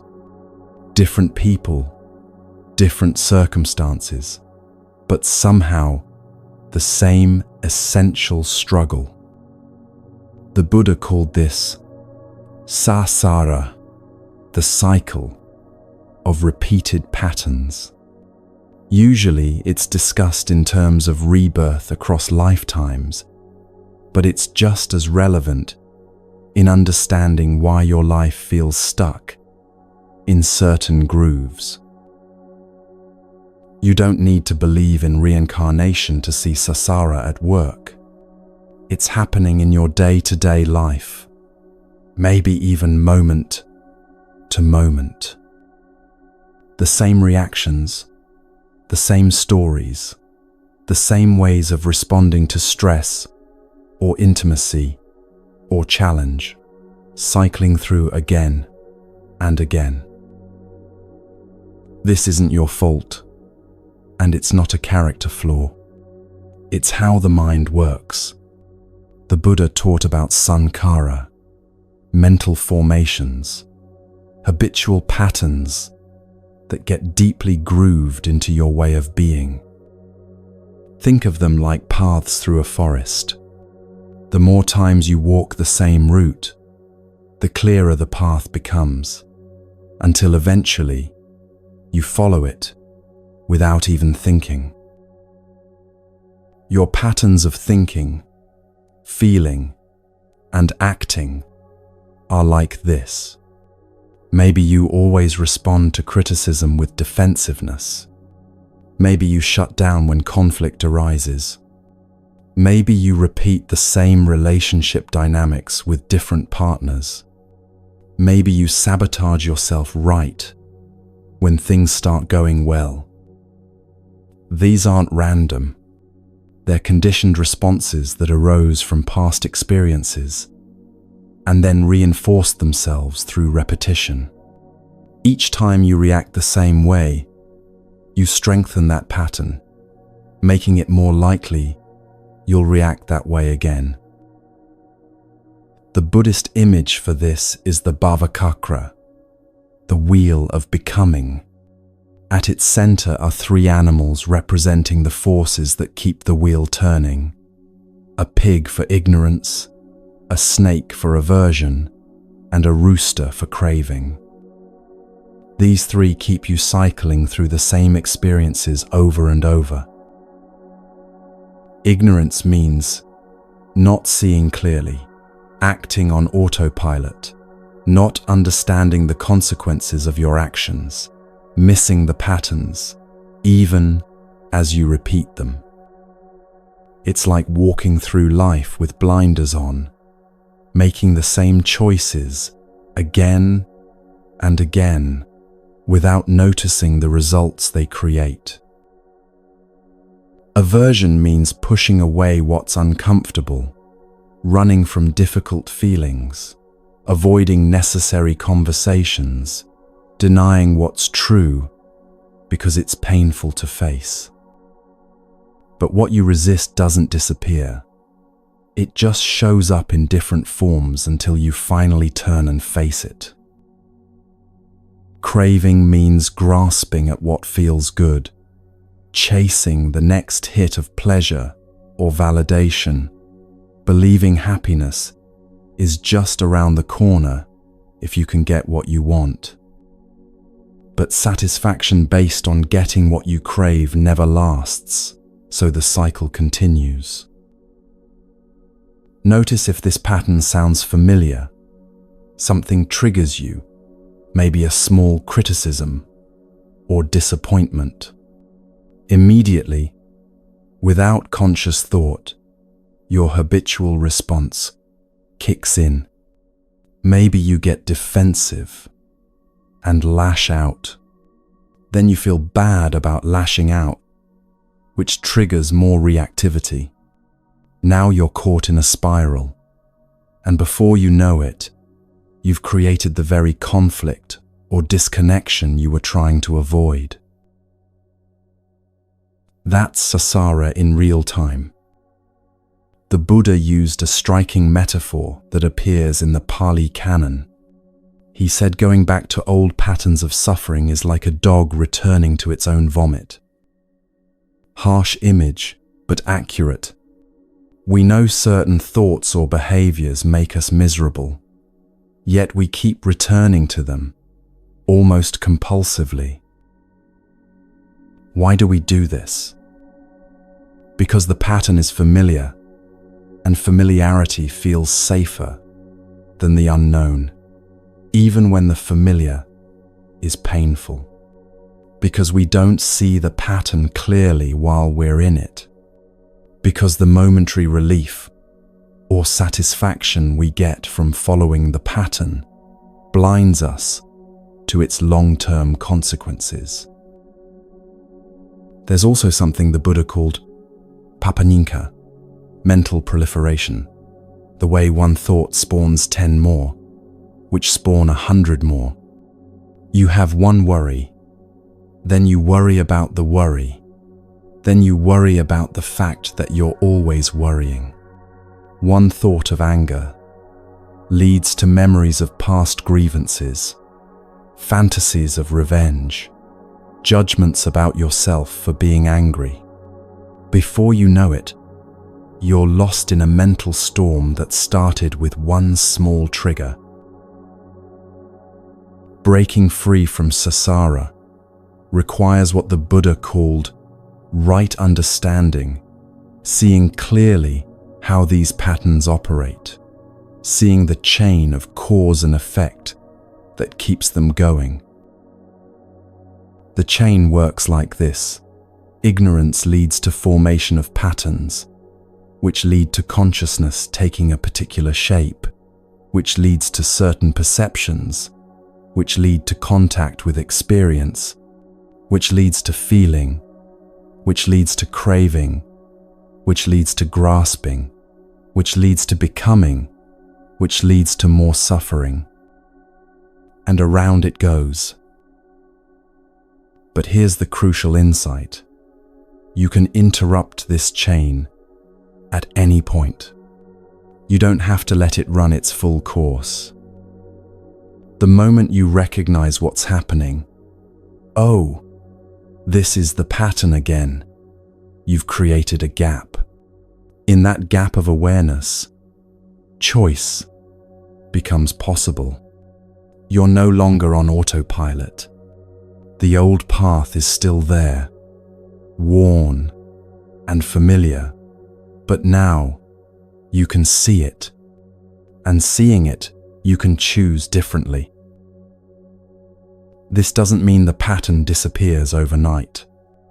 These grooves are deep, but each time you choose differently, you weaken the old pattern and strengthen a new possibility. You're literally rewiring your responses, creating new paths through the forest. The Buddha taught that liberation from samsara isn't about perfection or never making mistakes. It's about seeing clearly, responding wisely, and not getting caught in endless repetition. It's about learning from experience instead of just repeating it. And the tool for all of this, for seeing clearly, for interrupting patterns, for finding freedom, is presence itself.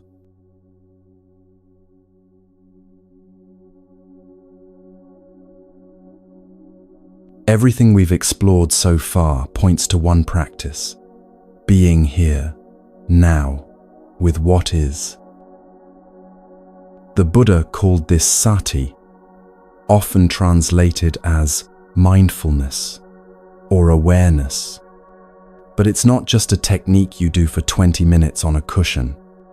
It's a way of being that transforms everything. The Buddha taught 4 foundations of mindfulness, satipatthana, as a direct path to freedom from suffering.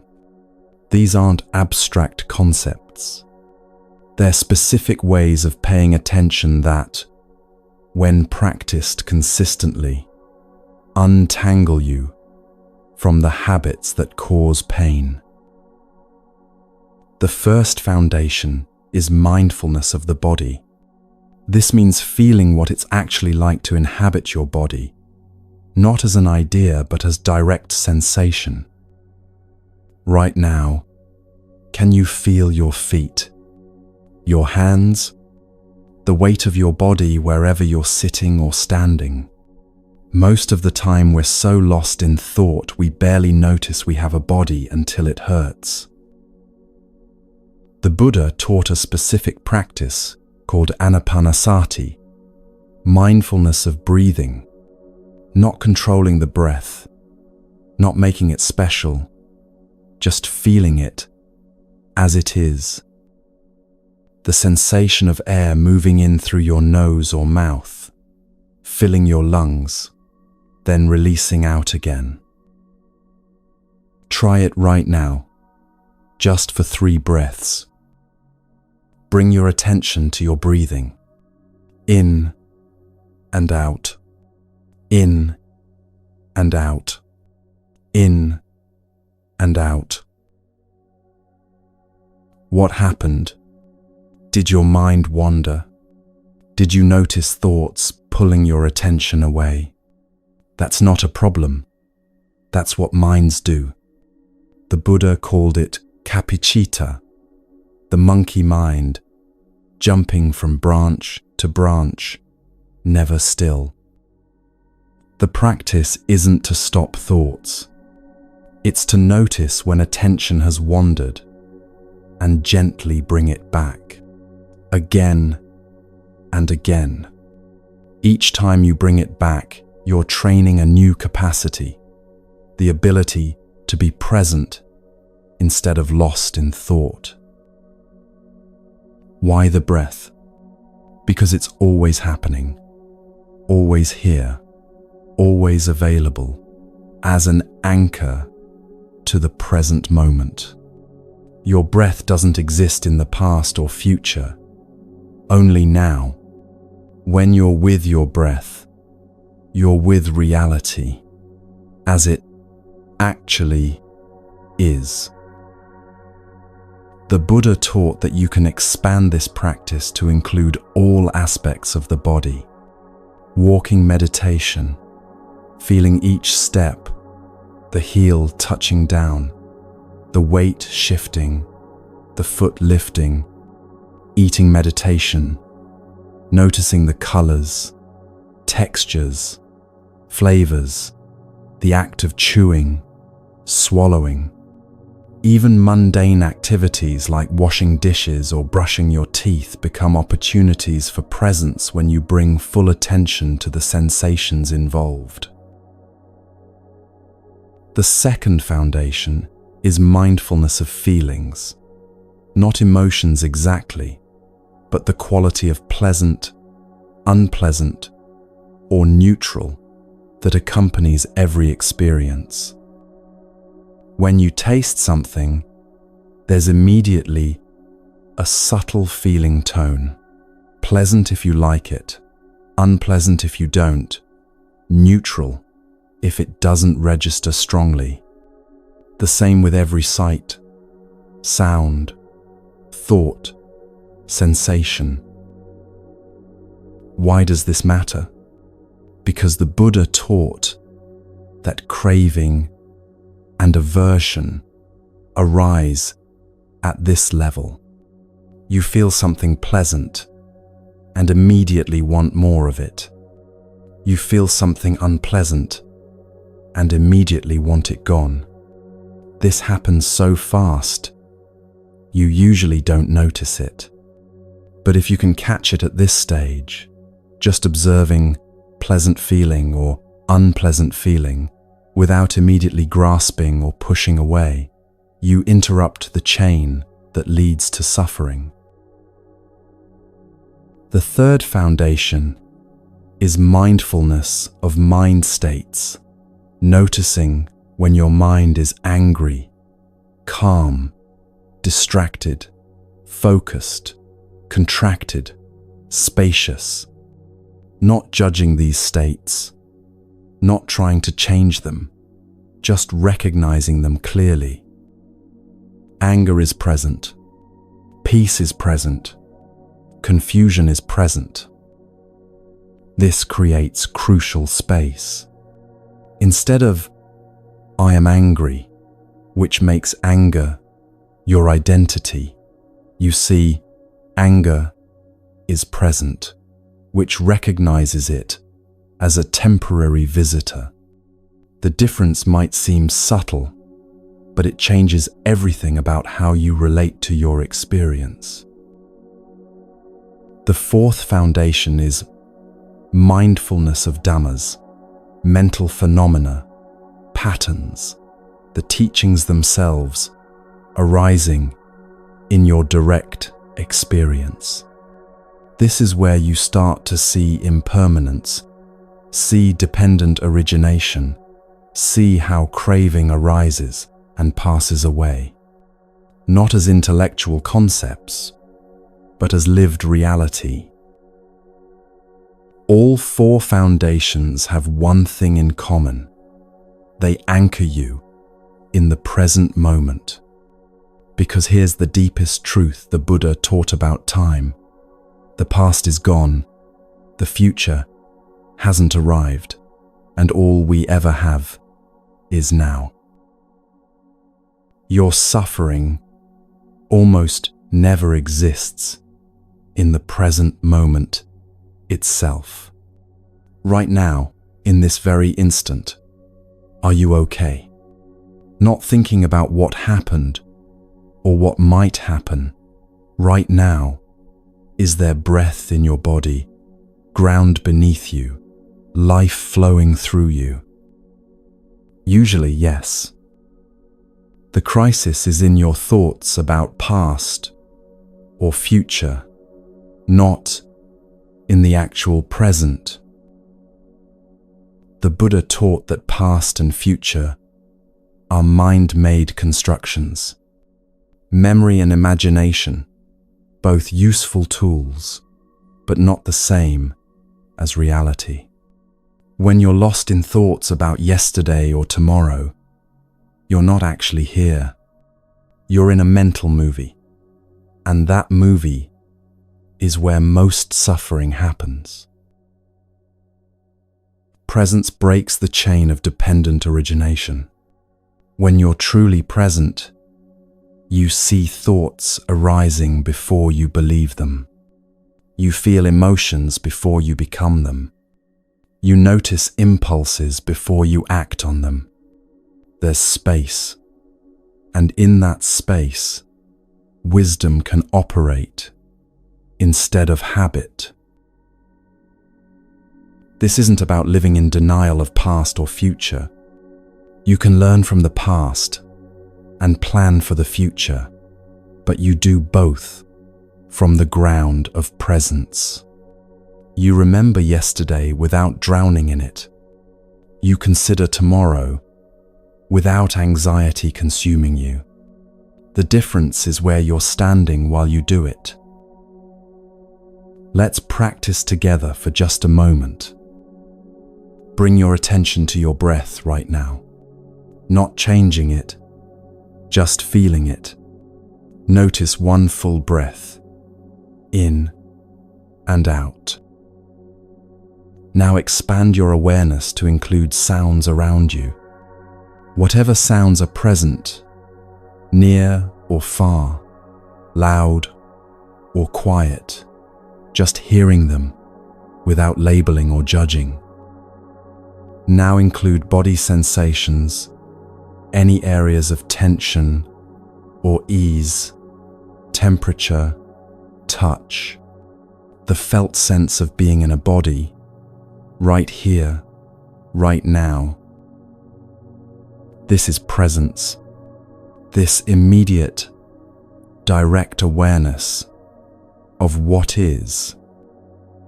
It's always available, but we're usually somewhere else, lost in thought, planning, remembering, worrying, wanting.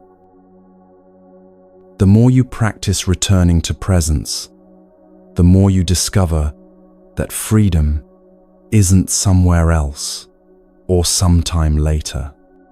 It's here, now, in the simple fact of being aware, being alive, meeting this moment without the filter of all your stories about how it should be different.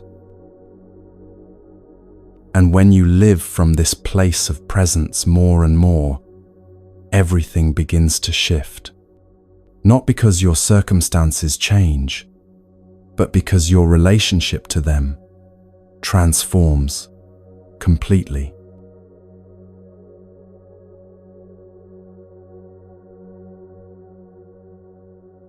If you're still with me, you're walking the path. You've traveled deep already, seen impermanence, craving, suffering's nature. The Buddha told his disciples, "I show you the path, but you must walk it yourself." What we explore now goes deeper still. Take a breath. We're going deeper now.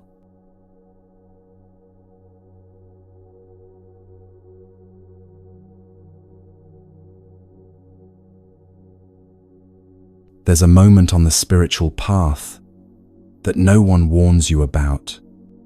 Everything you thought you understood falls apart. The practices that once brought peace now feel empty. Your old life no longer fits, but the new one hasn't yet taken shape. You're suspended in a darkness that feels like falling. The Buddha knew this territory intimately. Before his awakening, Siddhartha left everything. Not just his palace and wealth, he left his identity, his purpose, his certainty about who he was and what life meant. He wandered for 6 years, trying every practice, every teacher, every method he could find. And nothing worked. He pushed his body to the edge of death through ascetic practices.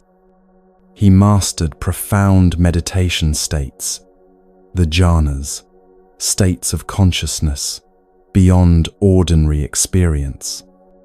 He could enter realms of infinite space, infinite consciousness, of neither perception nor non-perception.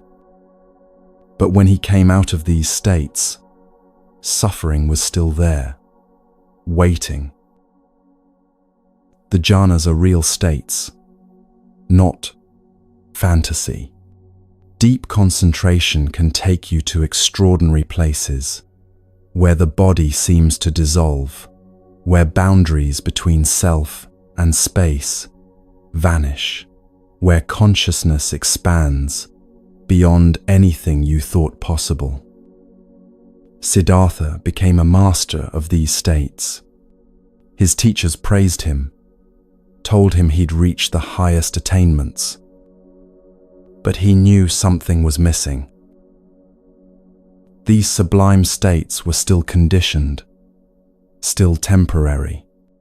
He would enter them, abide in them for hours or days, then return to ordinary consciousness, and the fundamental problem of suffering remained untouched.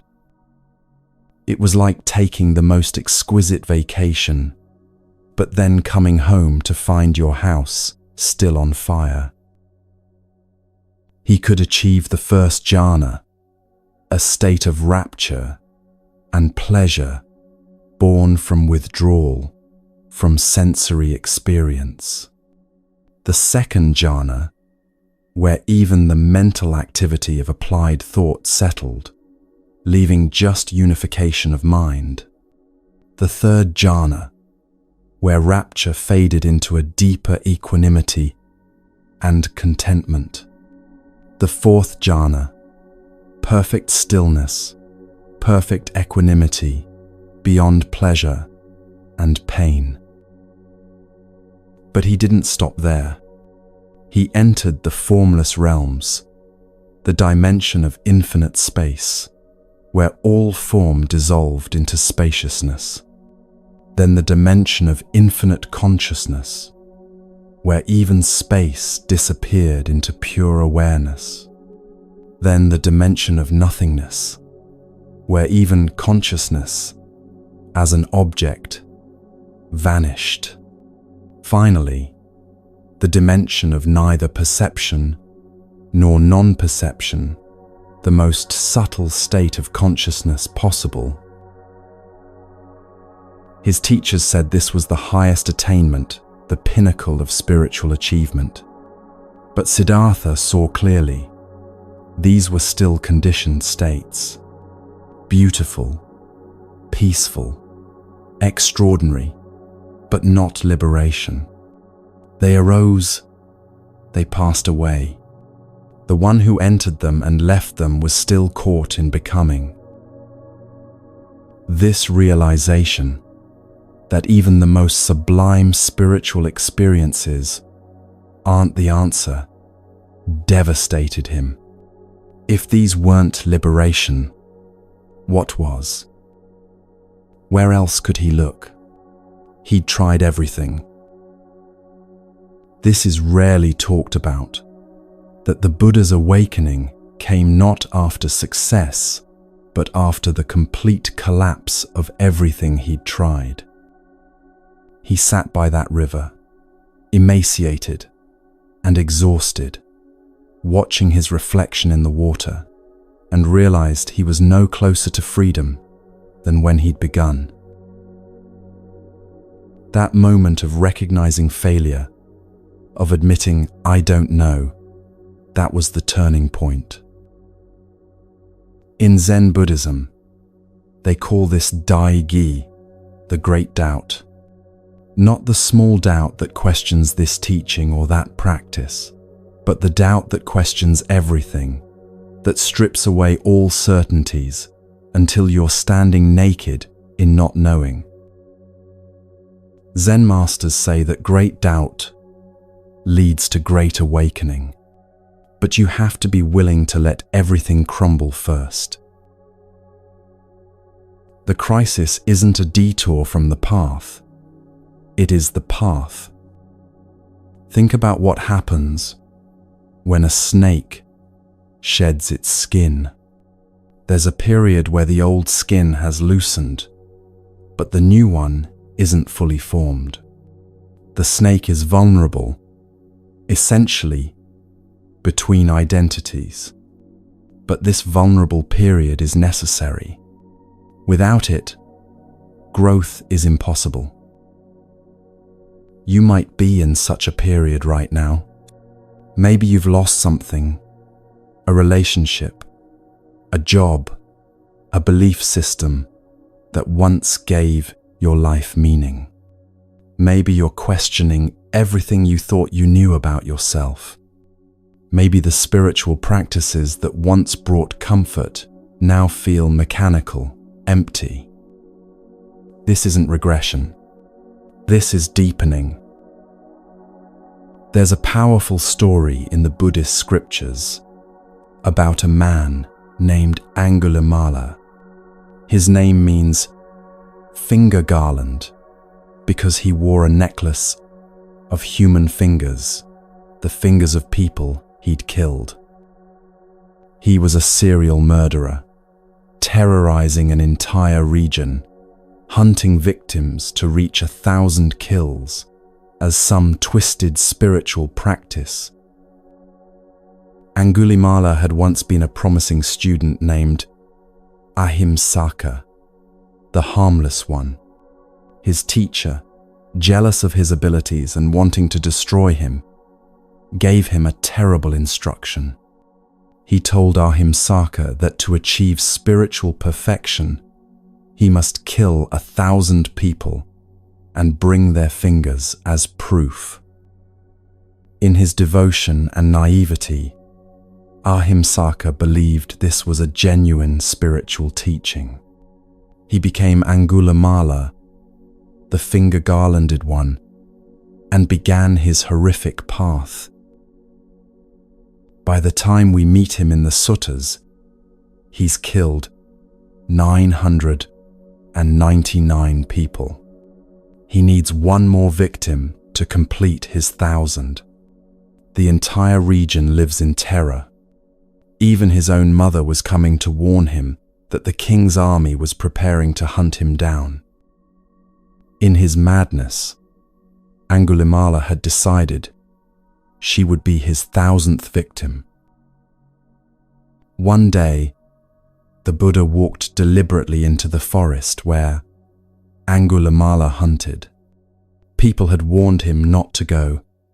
Entire caravans refused to travel that road. But the Buddha went anyway. Angulimala saw him and thought, "Perfect, my final victim. A monk, walking alone, apparently fearless. This will complete my practice." He grabbed his sword and ran after the Buddha. But something strange happened. No matter how fast Angulimala ran, he couldn't catch the Buddha, who appeared to be walking calmly, normally. Angulimala was a strong, fierce man in his prime. The Buddha was middle-aged, walking peacefully, yet the distance between them remained constant. This wasn't magic. It was Angulimala's own mind creating the distance. The Buddha's presence was so utterly different from anything Angulimala had encountered that it stopped him in his tracks, not physically but psychologically. For the first time in years, something penetrated his madness. Finally, Angulimala shouted, "Stop, monk!" The Buddha turned and said, "I have stopped, Angulimala. It is you who have not stopped." "What do you mean?" Angulimala demanded. "You're still walking." The Buddha replied, "I have stopped harming living beings. I have stopped running from truth. I have stopped believing the delusions that create suffering. But you are still running, still caught in the cycle of harm, still believing in a false path."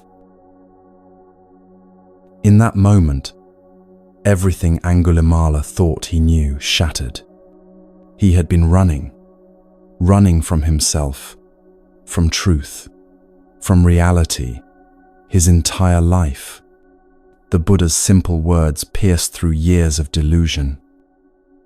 Angulimala dropped his sword, fell at the Buddha's feet, and asked to be ordained as a monk. This is transformation through crisis. Not gradual improvement, but complete collapse, followed by rebirth. Angulimala's entire identity as a killer, as someone powerful through violence, as someone who could control life and death, all of it had to die before freedom was possible. The Buddhist texts don't sugarcoat what happened next. Angulimala became a monk, but people recognized him. They threw stones, struck him, spat on him. He had to face the consequences of his actions, even after his transformation. He would return from alms rounds with blood streaming down his face, his robes torn, his bowl broken. The Buddha told him to endure it patiently, that this was his karma ripening, that experiencing the results of his past actions was part of his path. And Angulimala did. He practiced with complete sincerity, never retaliating, never defending himself, accepting what came with equanimity. The texts say he eventually attained full liberation, becoming an arahant. His transformation was complete.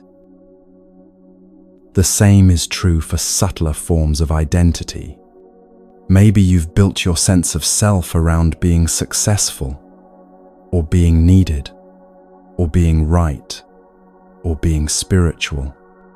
Whatever you've grasped at, whatever you've used to feel solid and real, the path will eventually ask you to release it. And that release feels like death. There's a Zen koan that says, "If you meet the Buddha on the road, kill him." This sounds shocking, even sacrilegious, but it's pointing to something crucial. You must even let go of your image of enlightenment, your ideas about what awakening should look like. As long as you're trying to become something, even trying to become awakened, there's still grasping, still suffering. The instruction to kill the Buddha means kill your concepts about the Buddha, your fantasies about what freedom looks like, your attachment to spiritual identity. True freedom has no image. It can't be grasped or defined, and you can only find it by letting go of everything you thought it was. This is why crisis is often the doorway. When everything falls apart, you can't hold on anymore. You're forced into the very letting go you've been avoiding.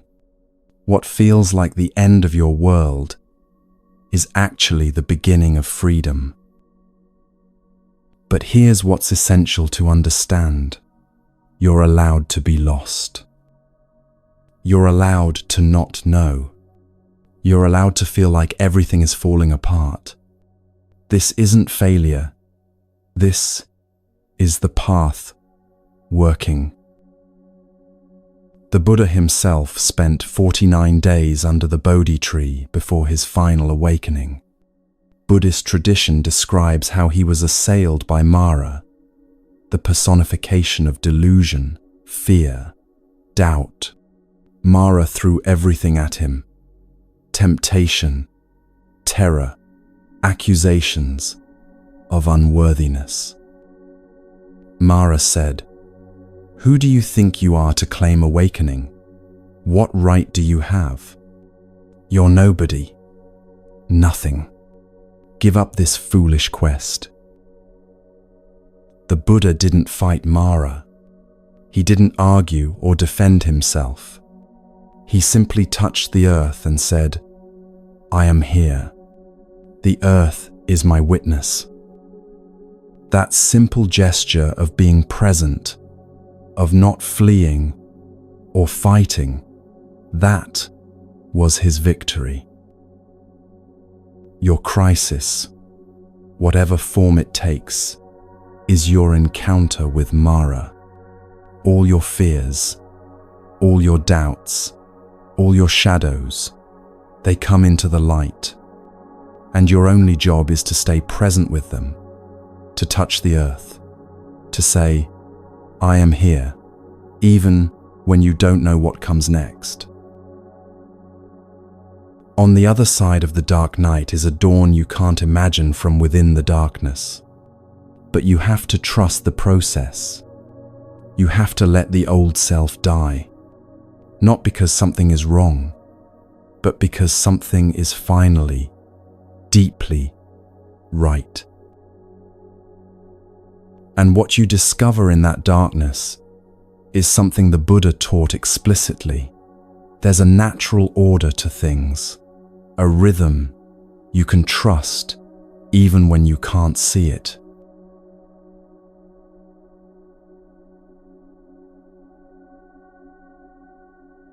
The Buddha didn't claim to create his teachings.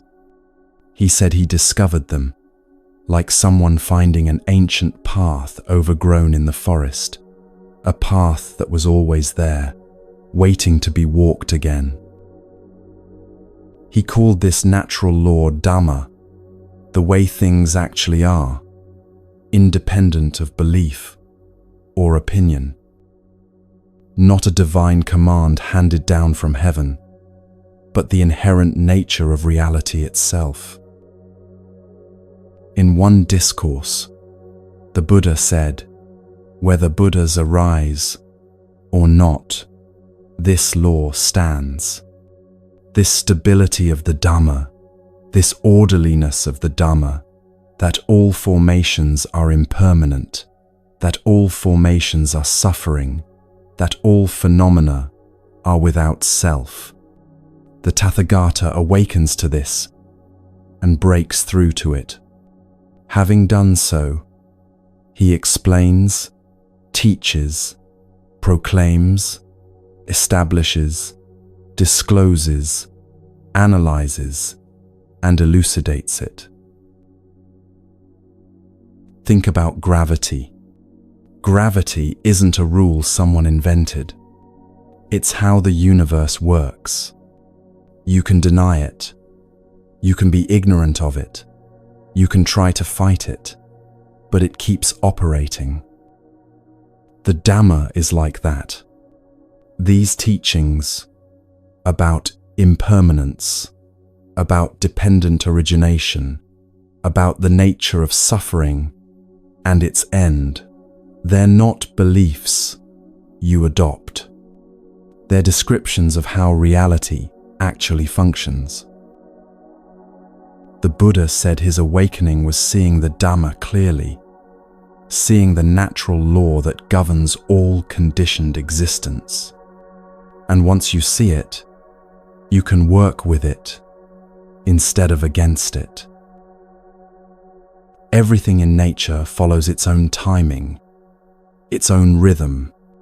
Seeds don't sprout because you're impatient. Trees don't bear fruit before their season.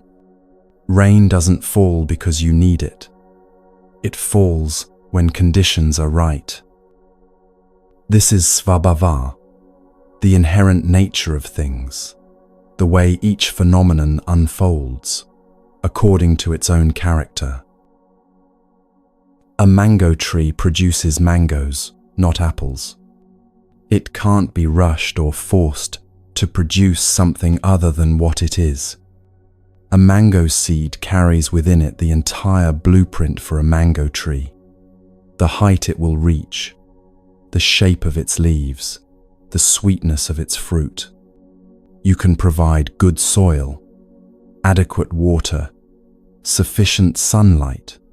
These conditions help the tree flourish. But you cannot make it grow faster than its nature allows. You cannot force it to bear fruit in winter if its nature is to fruit in summer. This seems obvious when we talk about trees, but we forget it when it comes to our own lives. We try to force ourselves to be something we're not, to produce results before their time, to skip necessary stages of development. Your life follows these natural rhythms too, whether you recognize them or not. You can't force insight to arrive before its time. You can't rush healing. You can't skip the necessary stages of growth. What you can do is create conditions, remove obstacles, and then trust the process. There's a teaching about a farmer who planted seeds and then, anxious to see results, went out each day and pulled on the shoots to make them grow faster. Of course, all the plants died. His impatience destroyed what patience would have nurtured. This parable appears in several Asian wisdom traditions because it captures something so essential about working with natural law. The farmer wasn't wrong to want growth, that's natural. He wasn't wrong to check on his crops. That's responsible farming. His mistake was thinking he could override the plant's own timing, that his anxiety mattered more than the natural unfolding of life. The farmer's error came from not trusting the seed's inherent intelligence. Inside that seed is everything needed for growth: the genetic code, the stored energy, the ability to respond to conditions. The seed knows how to become a plant. The farmer's job isn't to make it grow, but to create the conditions in which growth naturally occurs. How often do you do this in your own life? Pulling on the shoots, trying to force outcomes, rushing processes that need time. The Dhamma asks you to recognize that some things simply cannot be rushed. The seed has its own intelligence. Your only job is to tend the soil, provide water, allow sunlight, and then step back. This is especially true with karma. The Buddha taught that karma ripens in its own time. Some karma ripens quickly. You touch fire, you get burned. The connection between action and result is immediate and obvious. Some karma takes years, or even lifetimes to mature. The connection isn't obvious, but it's there. The Buddha described 4 types of karmic ripening. First, karma that ripens in this very life, actions whose results you experience soon after doing them. You speak harshly to someone and immediately see the hurt in their eyes and feel the contraction in your own heart. Second, karma that ripens in the next life, results that won't manifest until future circumstances arise. Third, karma that ripens in subsequent lives, very long-term consequences that require specific conditions to mature. Fourth, karma that becomes ineffective, actions whose conditions for ripening never come together, like seeds that fall on stone. You can't force it or predict it or control when and how it manifests. All you can do is plant good seeds now and trust that they'll bear fruit when conditions are right. The Buddha revealed something profound about time itself. He said there are 4 kinds of people: those who go from darkness to darkness, those who go from darkness to light, those who go from light to darkness, and those who go from light to light. But he emphasized that no one's trajectory is fixed. Change is always possible because everything follows the law of cause and effect, not fate. Someone who has lived harmfully their whole life can change course. Their past actions will still have consequences. That's the natural law. But they can begin creating different causes right now. Angulimala is proof of this. He went from the darkest darkness, a serial killer, to complete liberation in a single lifetime. Not because his past karma disappeared, but because he created such powerful new karma through sincere practice that it transformed his entire trajectory. Conversely, someone who has lived well can become complacent, can start creating unwholesome karma, can go from light to darkness. The Buddha warned about this repeatedly. Spiritual attainments can be lost if not maintained. Good character can erode if not tended. Nothing is guaranteed except the law itself. Actions have consequences. You're not trapped by your past, but you also can't bypass it. The conditions you've created are real, and they influence your present. The path forward isn't about denying those conditions or pretending they don't exist. It's about understanding them, working with them, gradually shifting the momentum in a new direction.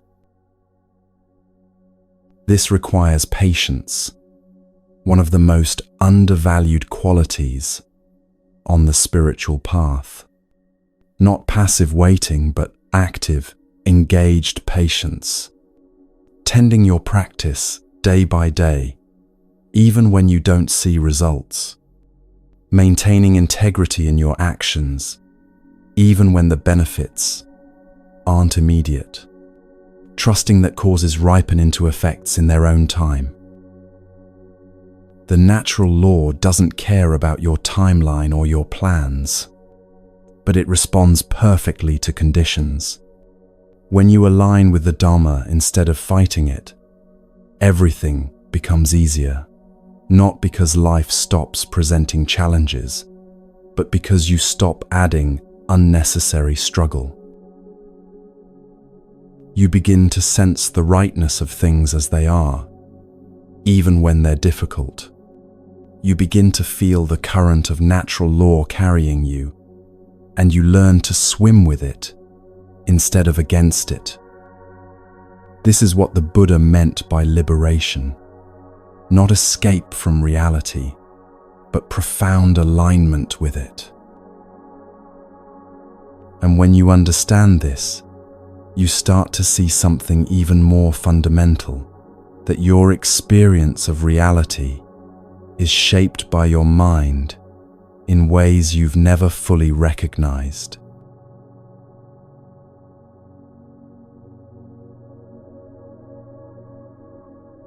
The very first verses of the Dhammapada say, "Mind precedes all phenomena. Mind matters most. Everything is mind-made. If you speak or act with a corrupted mind, suffering follows, as the wagon wheel follows the hoof of the ox. But if you speak or act with a serene mind, happiness follows, like a shadow that never leaves." This isn't saying that physical reality doesn't exist, or that you can manifest whatever you want through positive thinking. The Buddha wasn't teaching some ancient version of the law of attraction. He was pointing to something more subtle and more profound. Your mind creates your experience of reality. Two people can be in the exact same situation and have completely different experiences of it. One person stuck in traffic feels rage and frustration. Another person in the same traffic feels patient and at ease. The external conditions are identical. What differs is the mind meeting those conditions. The Buddha taught about sankhara, mental formations, the ways your mind constructs and interprets experience. Every moment, your mind is taking raw sensory input and weaving it into a story, a meaning, an emotional flavor. Most of this happens unconsciously, automatically, based on past conditioning, but it's not fixed. You can learn to see this process and work with it. Consider two people walking through a forest at dusk. They both see the same coiled shape on the path ahead. One person's mind immediately constructs snake, and fear arises, heart racing, muscles tensing, ready to flee. The other person's mind constructs rope, and there's no fear, just neutral observation.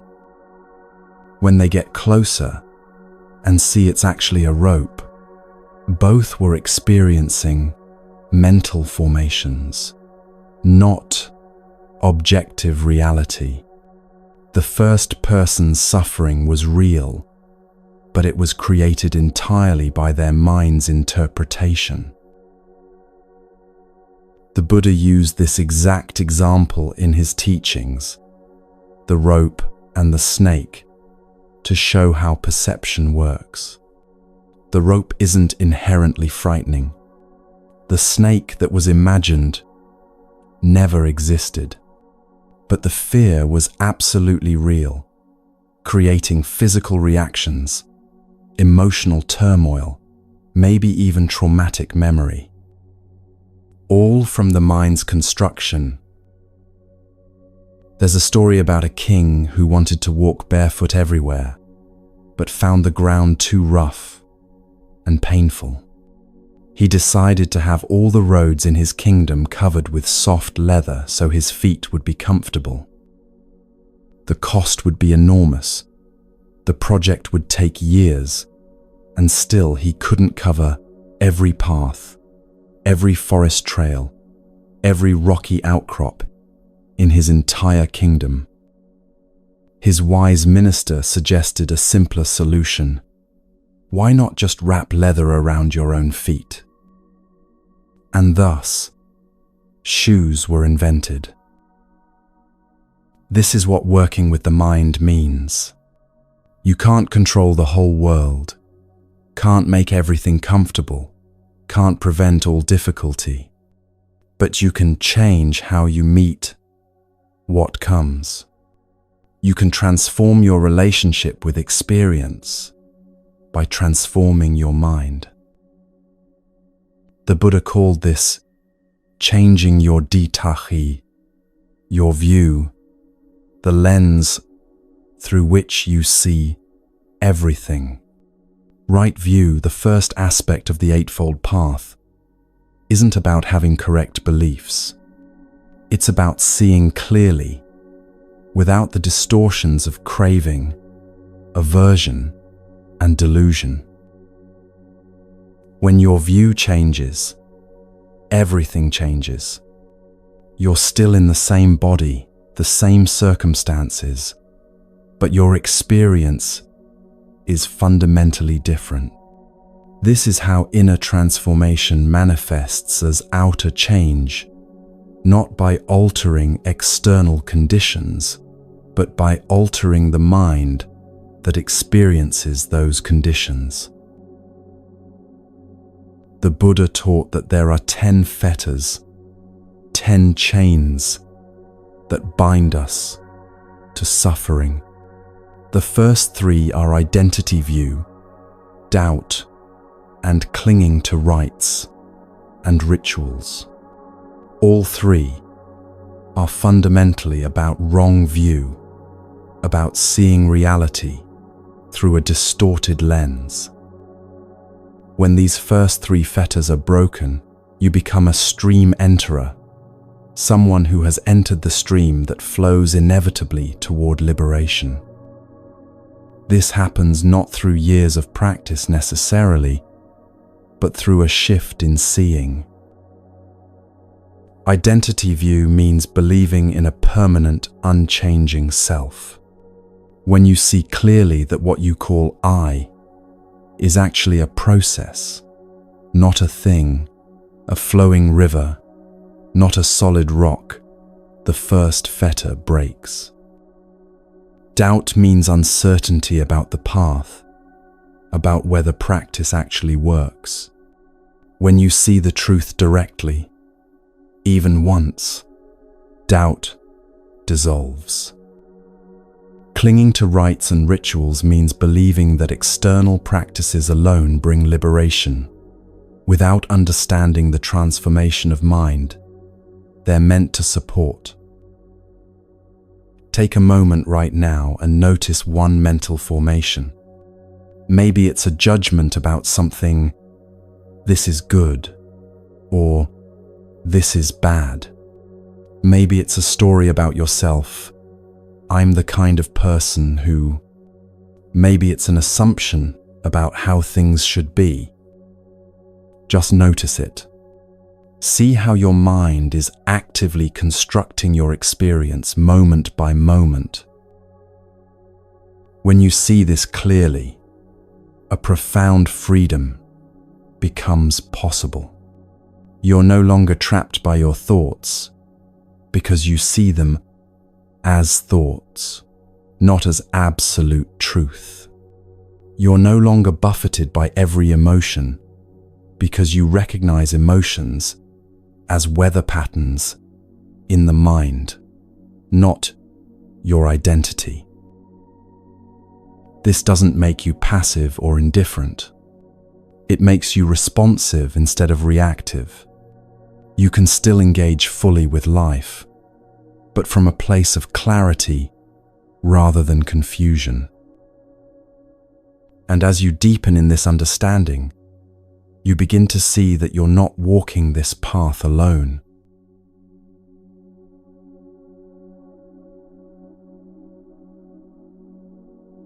The Buddha's attendant, Ananda, once said to him, "Venerable Sir, spiritual friendship is half of the spiritual life."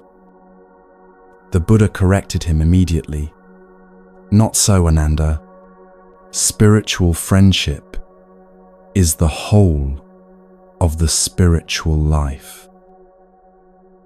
This isn't what most people expect to hear about enlightenment. We imagine solitary monks meditating in caves, isolated seekers, finding truth alone. But the Buddha taught that we awaken in relationship, through relationship, because of relationship. The Buddha himself learned from teachers. Before his awakening, he studied under Alara Kalama and Udaka Ramaputta, two meditation masters who taught him profound concentration practices. He didn't achieve final liberation with them, but their teachings were essential steps on his path. He honored these teachers throughout his life, acknowledging that his awakening was built on what they'd shared. When Alara Kalama died, the Buddha spoke of him with deep respect, saying that if his teacher had lived to hear the full teaching, he would have understood quickly and attained liberation. This is humility, recognizing that even the awakened one built his understanding on foundations laid by others. No one walks this path in complete isolation. Even the Buddha, after his awakening, immediately sought out his 5 former companions to share what he'd discovered. For 45 years, he taught, establishing the Sangha, the community of practitioners. He knew that liberation is realized individually, but supported collectively. The Buddha described the Sangha as one of the three jewels, along with the Buddha and the Dhamma, essential refuges on the path. Taking refuge in the Sangha doesn't mean depending on others for your awakening, but recognizing that the journey requires support, guidance, and the mirror of relationship. Think about the people in your life right now. Each one is a teacher, whether they know it or not, whether you recognize it or not. The friend who listens without judgment teaches you about compassion. The difficult family member teaches you about patience and boundaries. The stranger whose kindness surprises you teaches you about the goodness possible in human nature. Even those who hurt you are teachers.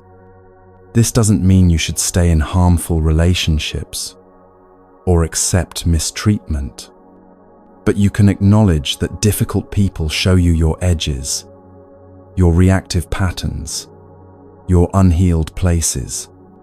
They give you the opportunity to practice what the Buddha taught in ways that easy relationships never could.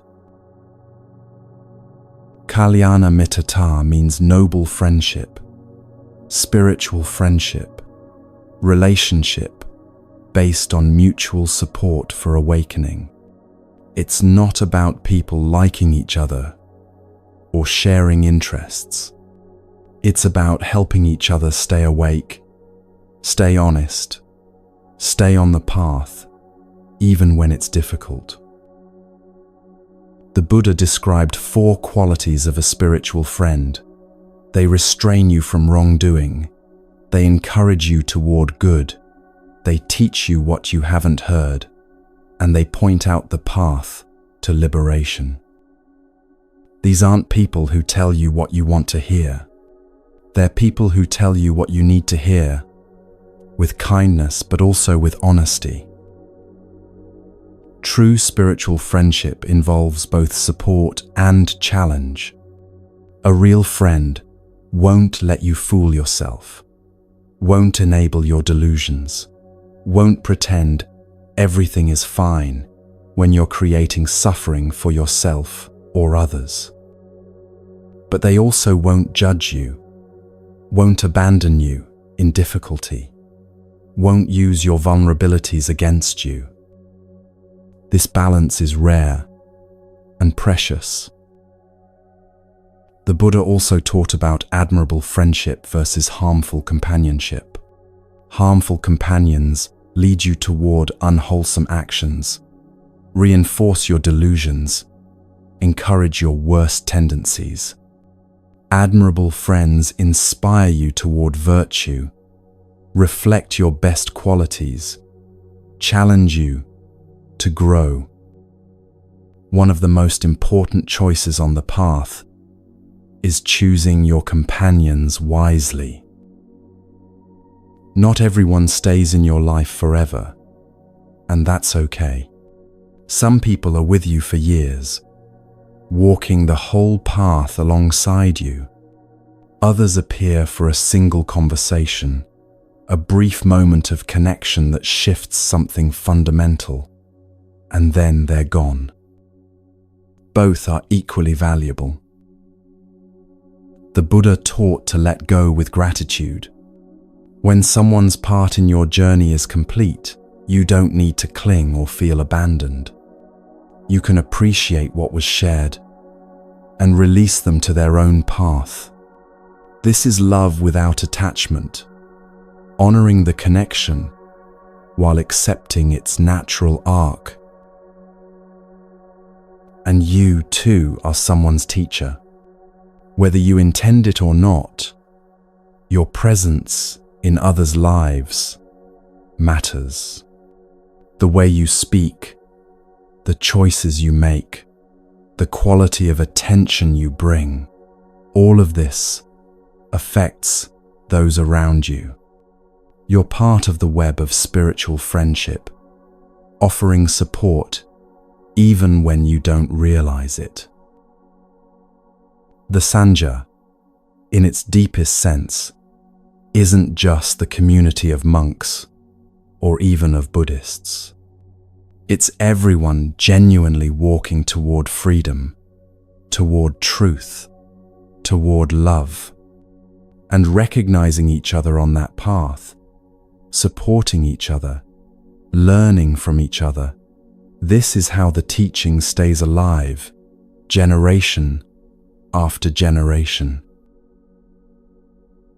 But ultimately, even the best teachers and friends can only point the way. The final step of the journey requires something else entirely, a profound letting go.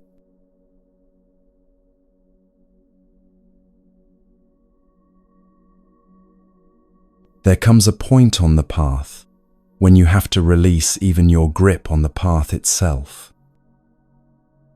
The Buddha told a parable about a raft. Imagine you need to cross a great river. You build a raft from logs and branches, and it carries you safely to the other shore. Once you've crossed, would you pick up the raft and carry it on your back for the rest of your journey? Of course not. You'd leave it behind, grateful for its service, but understanding its purpose is complete. The Buddha said, when you know the Dhamma to be similar to a raft, you should abandon even good teachings. How much more so, bad ones? This is radical. He's saying that even his own teachings are tools to be used and released, not truths to be grasped forever. This is vusagga, relinquishment, the complete letting go that isn't loss, but liberation. It's not that you throw everything away recklessly or abandon your practice. It's that you hold everything lightly enough that nothing binds you. You can use tools without becoming attached to them. You can follow teachings without clinging to them as identity. You can practice without the practice becoming another form of grasping.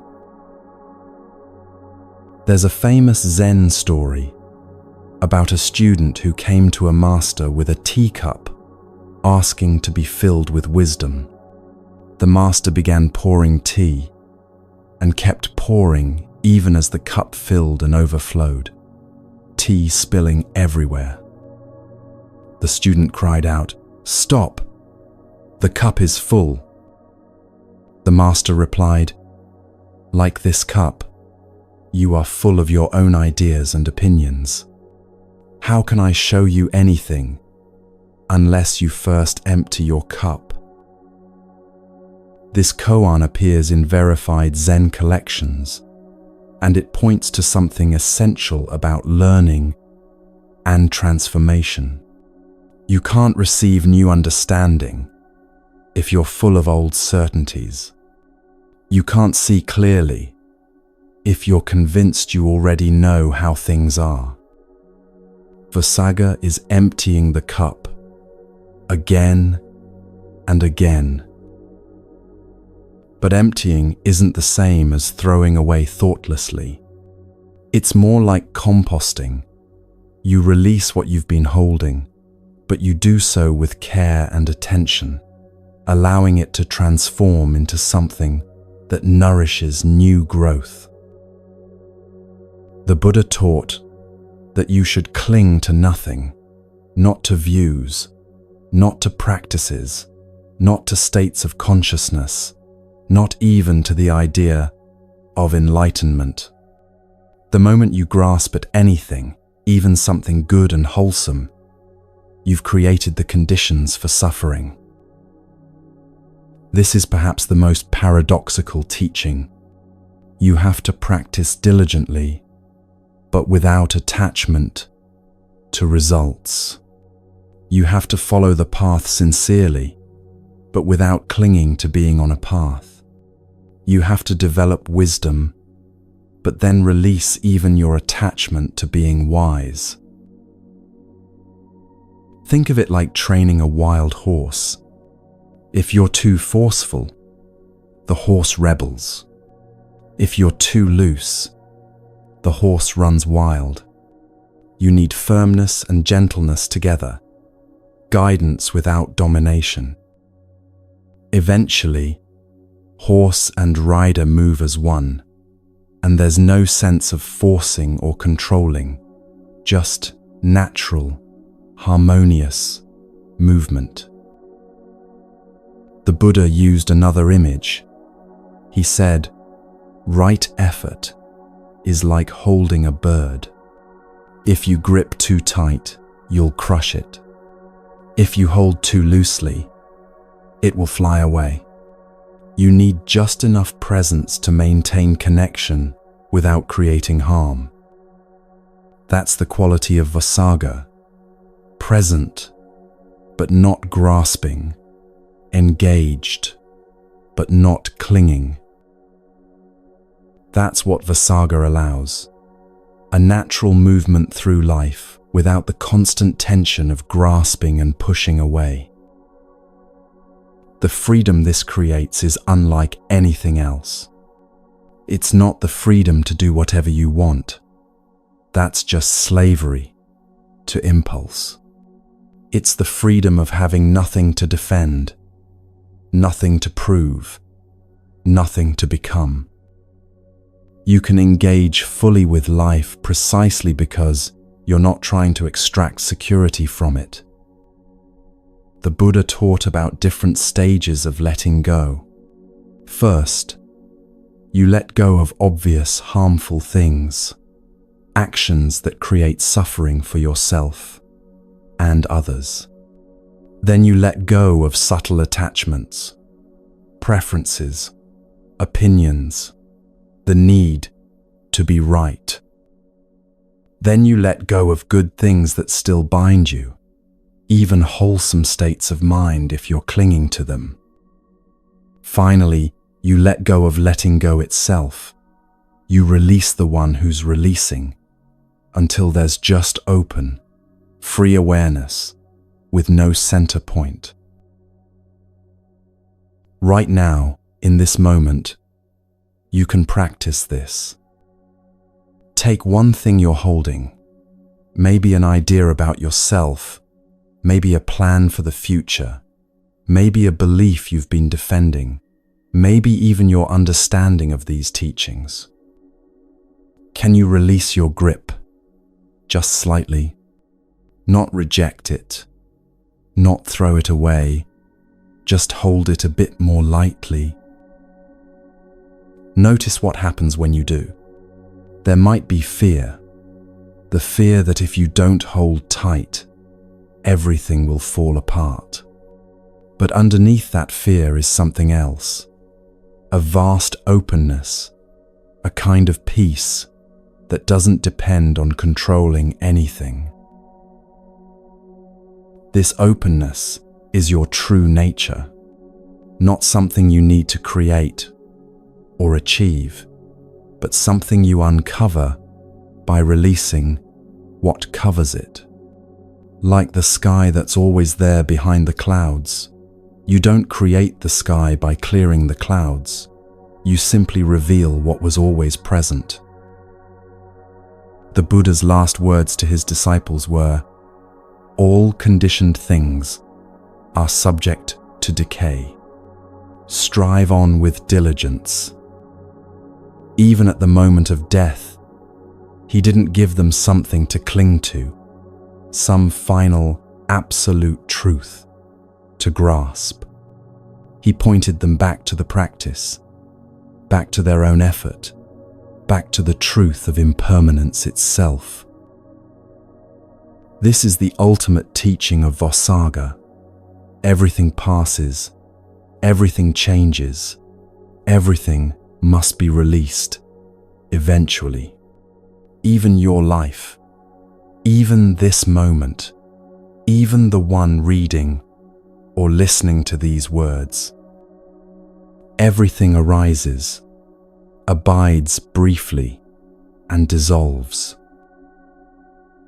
And in that truth, paradoxically, is perfect peace.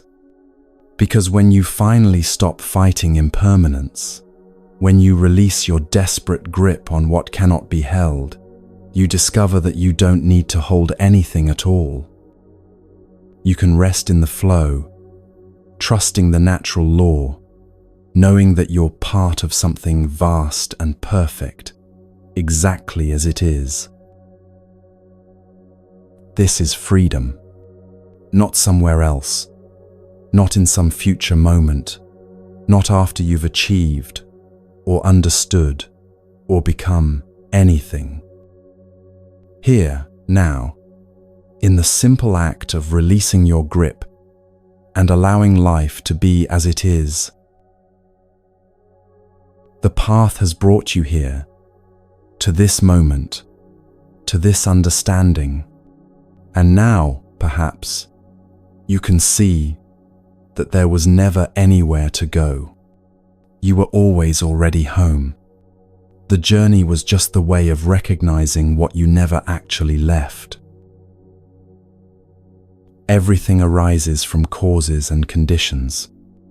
Nothing is by chance, because everything follows natural law. And yet, nothing is predetermined, because new causes create new conditions, moment by moment.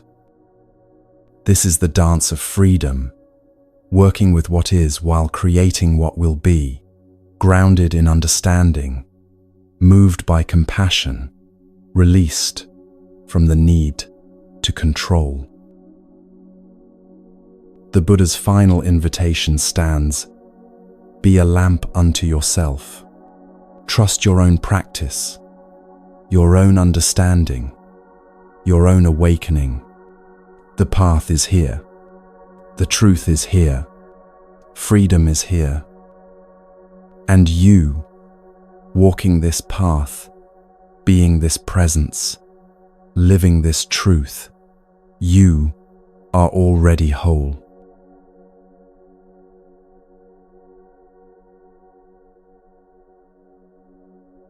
You are not the same person who began this journey. Something has shifted, even if it's subtle.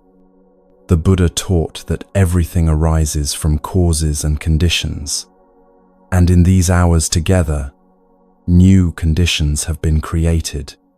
New understanding has taken root. Nothing is by chance. Everything follows the natural law of causation. That you're here now, listening to these final words. This too arose from countless causes, stretching back through time. The Buddha's last words to his disciples were simple and profound. Be a lamp unto yourself.